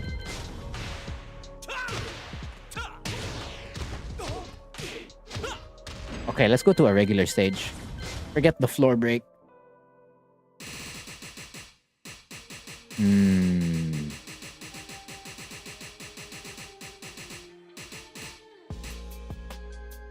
Is this the right size? Twilight Conflict. Like the moment their back hits the floor. So it's the same like SS33.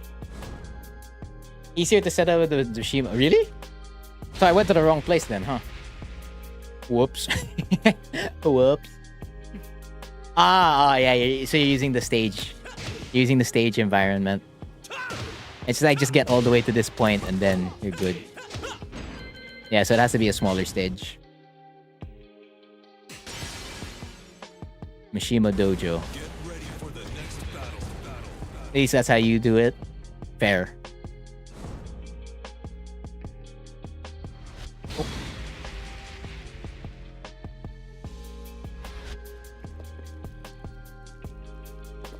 I'm guessing it's like roughly around here. No, that's too close. Yep, that's too close. Somewhere here.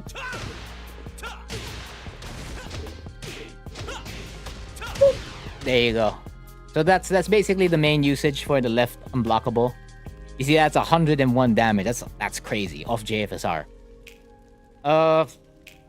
Yeah, but for the dynamite heal, the down back 3+4, that's about it. Against bears, I'll show you the bear one. It's pretty much like the main thing you do. Well, aside from the combo B still mentioned, but you have to get the timing on that properly, so not exactly easy to do. Against the bears, this is like the main thing you do as soon as you get a launch. Hello, Shad. Get ready for the next battle.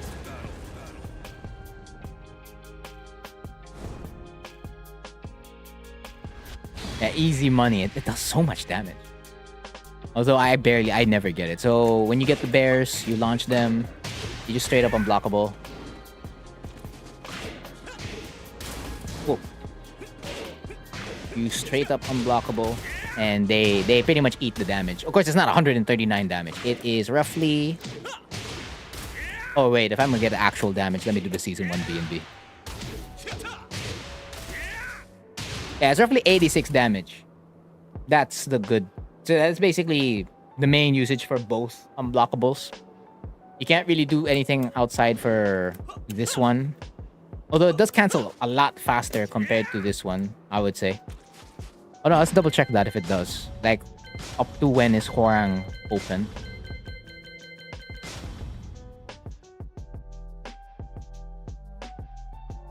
Well, don't thank me just yet. I need one last thing to check. I want to know, like, how long does it take until Hwoarang's safe? Oh, instantly. Okay, not instantly. Roughly. Like a half second right after his, what do you call that? His heat burst. Because that's the animation they chose for his heat burst. Okay. So you can like maybe catch someone off. Oh, wow. Yeah, maybe you can catch someone off guard with the cancel, but it looks like you can really hit them off it immediately. So it's a full second. It's not a half second. My bad. It's really slow in terms of a cancel. So that means this is faster. It might be faster. And then the other one I should add on it is... It actually might be more reliable to check.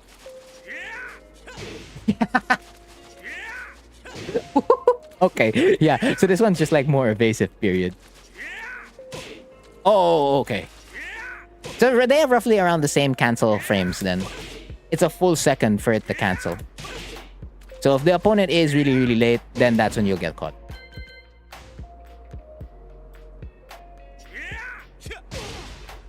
Watching the homies play some Street Fighter 6? Yes, Street Fighter 6. Oh no, I've only been watching it as well, not playing it. Call Frontier was live on my home screen. Yeah, I'm about to end actually. I'm about to end the stream. No, no, because what do you call it? If it takes a full second to cancel, right? Like, because even if I attempt that, right? I won't win into, what do you call that? The snake edge. Like, if you're late, yes. It's the same thing for the LFS back 3 and the LFS back 1. If I'm late, yes. Like, if I'm really, really late by a full second, you'll catch them. But if you're late only by a half second, which is what I expect most players to do at a competitive level, you're not going to catch them. They really have to be thinking about other things in order for that to hit. It'd be funny, though. Yeah, cancel the unblockable into down 4-4. Oh, you mean off this. Yeah, heat burst and then, what do you call that? Down 4-4. I'm very happy I found a good channel about Tekken. And especially about Hwoarang. Well, I'm glad this channel has been actually helpful. Oh, it's been helpful? Oh, thank you for watching.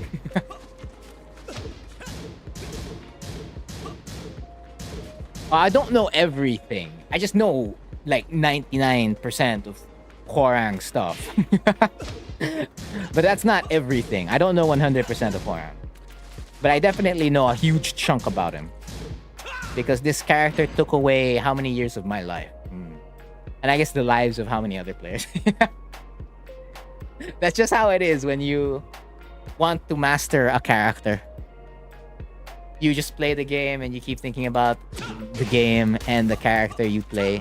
So much to the point that you can't play any other character in the game. That's me. Raise his hand. I can't play any other character in the game. Except this guy. That's just the consequence of it. Of being a character specialist.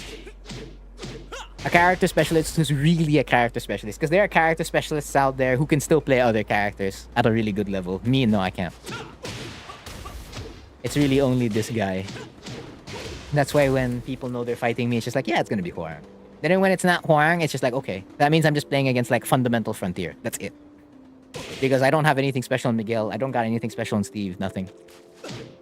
I just play really, really basic. Which does throw off some people because they're like, on Hwoarang, you're like this, like that. And then when you're on another character, you're just like technical. That's it. That's it. You're a completely different person. So yeah. Oh, oh. This is still not my BNB. I want to make it my BNB, but it still isn't. Does the JFSR thing hit here? Oh, it does. Okay. But it doesn't hit on Josie. Josie's relatively around the same height, and it still doesn't hit. Interesting. I don't know. I thought that you could be like your default combo, but you have to just like default forward 2 instead. Well, technically you can default RFF DF4, but why? Easy 77, yeah. Like even if you're late, you can still get it. Well, of course, not too late, right? Like if you recognize it like a little bit late, it'll still tailspin. Yeah, but I don't want to delay. That's the thing. So at that point, that means it's still technically a reliable combo. You just have to change the timing depending on the body size. But I don't like doing that. I just like, for me, it's just like, if I can just press the button at the same time and it's reliable regardless of the size of the opponent, then I'm good. That's why I always practice against like the smallest character. Like if it hits here, it's probably gonna hit on the bigger character. And it usually does, like after a double check. It's a bit hard to time it. Oh no. Oh no. It's hard to time. Oh no.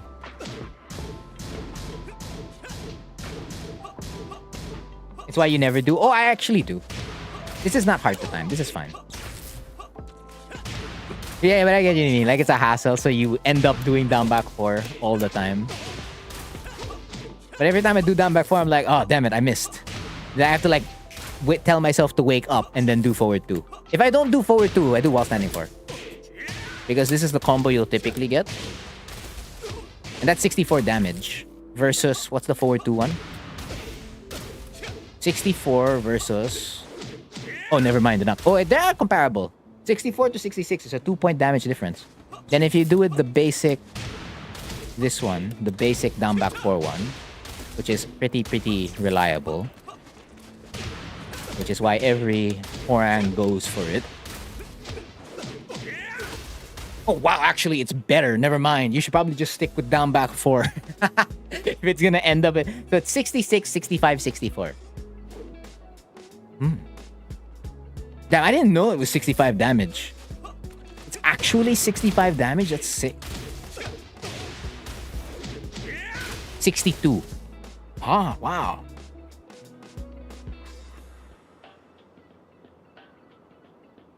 Standing 4? You don't have to do while standing 4? Just standing 4? Wow, okay, that's cool.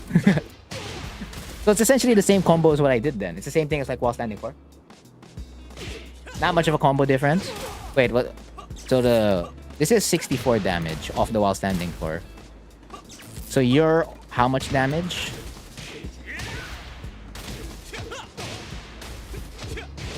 Whoa! It's stronger. What? It's 65. It's exactly the same. If that's the case, just do neutral 4.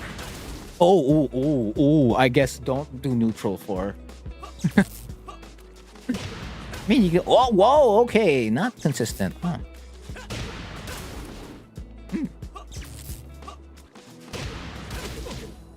Oh, you're not allowed to do that? 1, 2... Oh, 3. 3 hits. 1, 2, 3. Hey. Wow, okay. I probably really won't do neutral. 60 damage. But nah. No, yeah, you can do 4-3. That one I know. Like, you can do that immediately. So you can do it off the down into down 3-4. How much damage is this again? Like, because you don't really have to think. Like, the moment the counter hit happens, go straight for it. Yo! Every time a combo drop happens, has to react. It's 61. Okay, that's not bad. It's on the lower end, but that's still okay. And then, yeah. Oh, don't hold forward. Just do 4-3 immediately. 63. That's not bad. That's pretty good. Can we get much higher? No, I doubt it. Not like that. Okay, that doesn't work.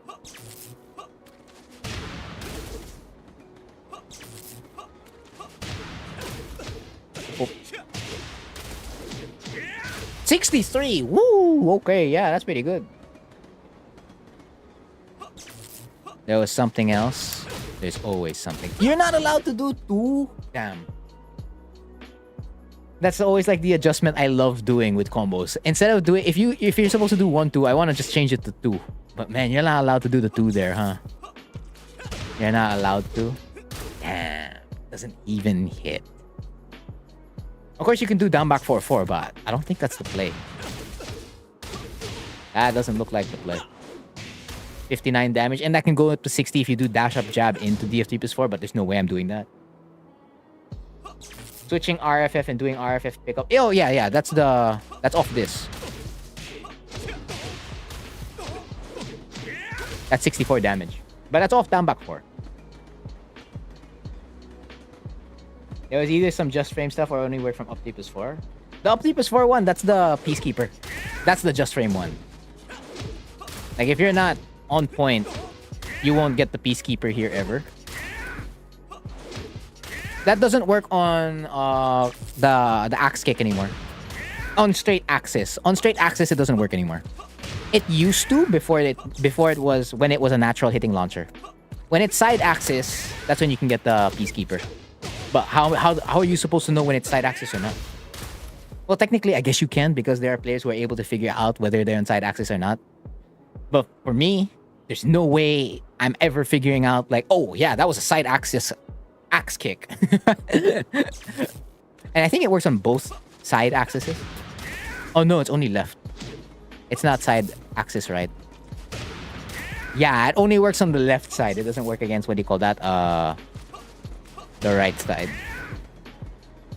By right side, I mean right side for player 1. Because technically for the opponent, that's their left side and their right side. Yeah, against people who step and mash. But it only works for left SSL. Against SSL. When you're off axis to the left. If you're not off axis to the left, Peacekeeper won't hit. So yeah. Which makes it, I don't know, it's a shame. I don't know why they removed it. It was cool that we could do Peacekeeper here before. And so that you could flex it. You could flex your execution.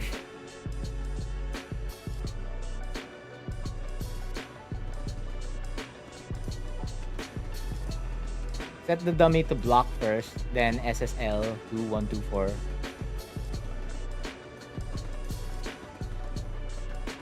So they block, and then they step left.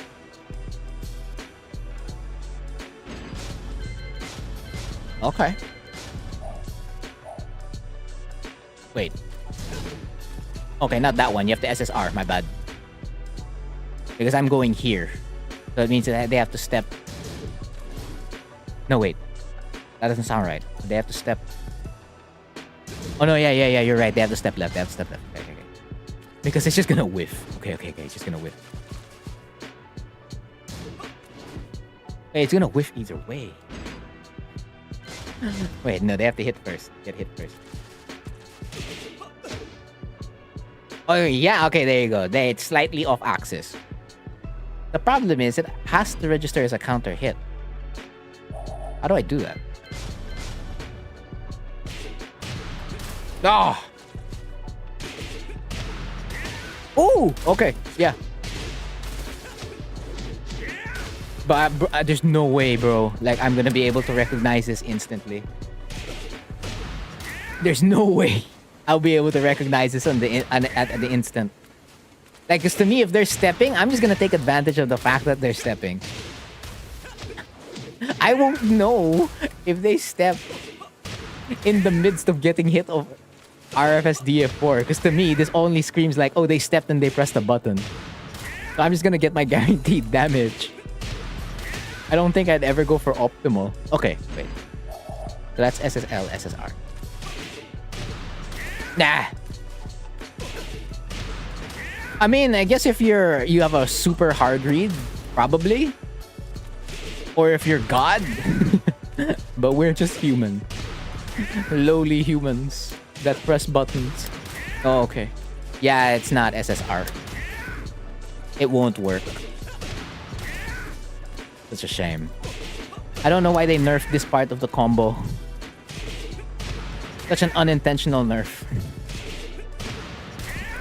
Well, I guess it didn't really affect anyone though, because nobody was getting this anyway. But it did affect, you know, making content. Because you could put it on a YouTube video or a Twitter clip. Or, well, I guess before Twitter dies, because I don't know what's happening with Twitter. Like, we have rates now, because they didn't pay for the Google Cloud stuff.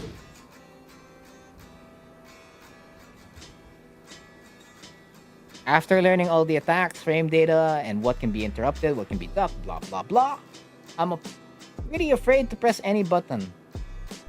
Why? You already know what works and what doesn't, so why are you afraid to press a button? This is the, what do you got? This is the classic Hwoarang conundrum. They know so much that they're only thinking about the negatives of what could potentially happen in a match. Because if, I remember I was thinking about it before, it's just like, I saw someone put, like, out of all the stance characters in the game, they put Hwoarang as the worst stance character. Like, he was bottom out of all the other stance characters. I was like, why?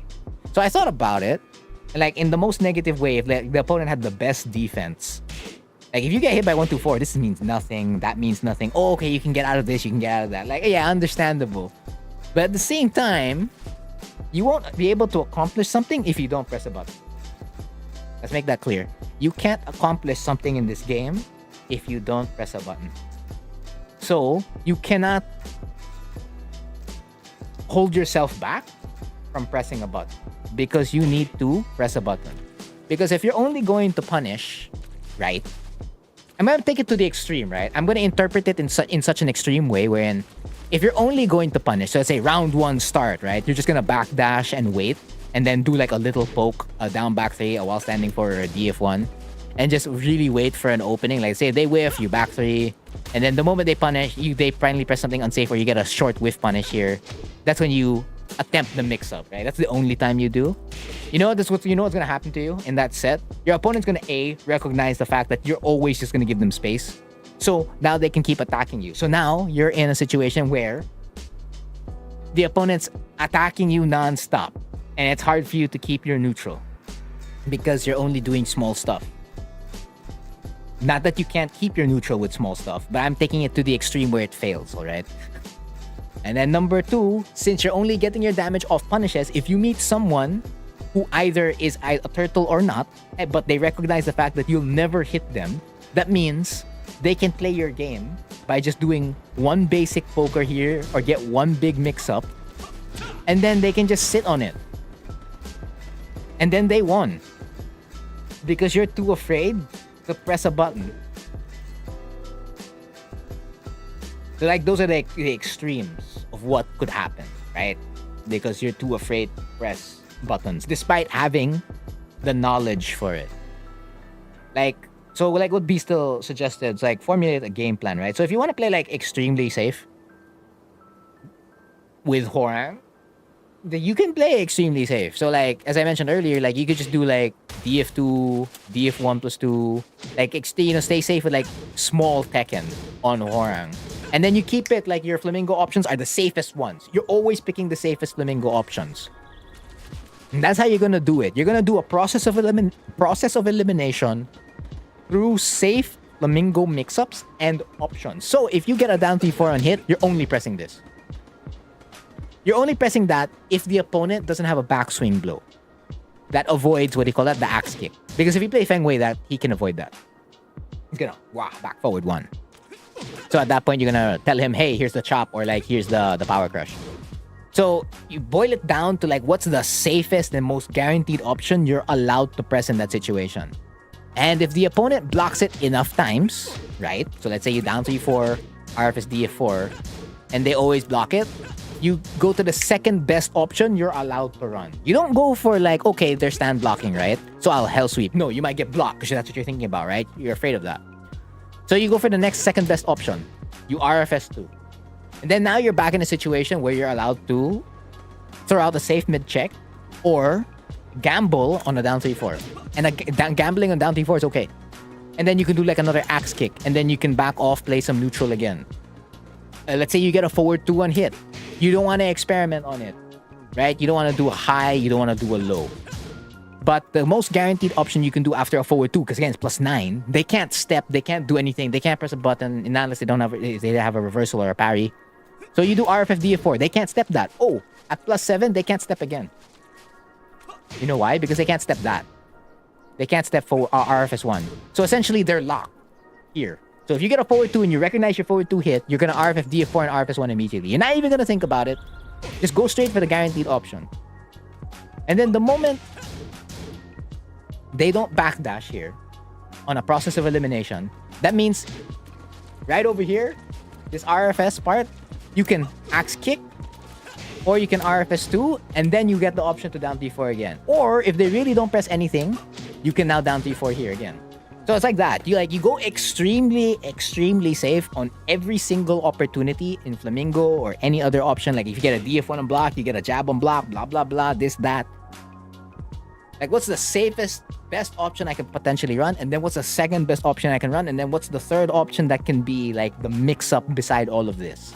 And then can I connect it, like reset it to something else? Like does it go to RFF? Can I stand switch into LFS or RFS, etc., etc., etc., yada, yada, yada. That would be like my main suggestion if you're going to play that way.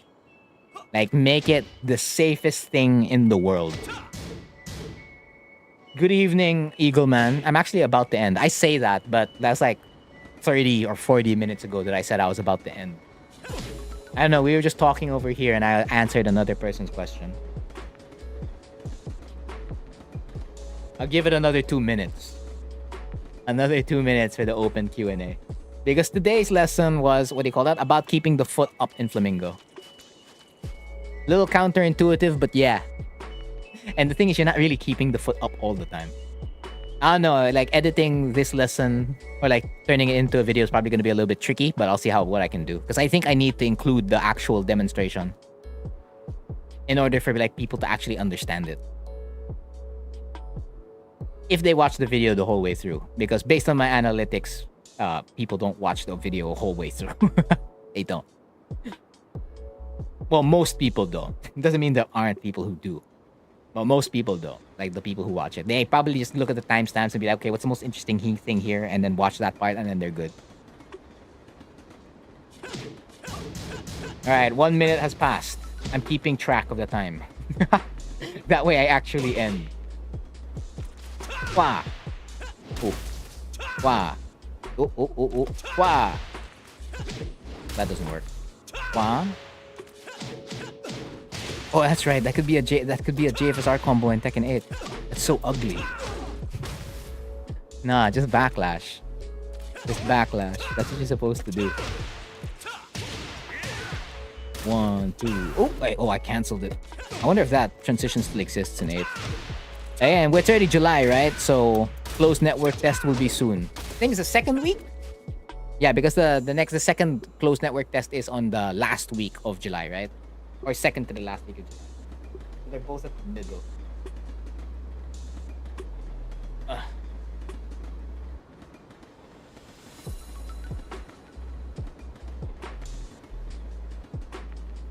Alright, doesn't look like we have any more questions. So, I guess that's it for today. Or for tonight. Or for this stream.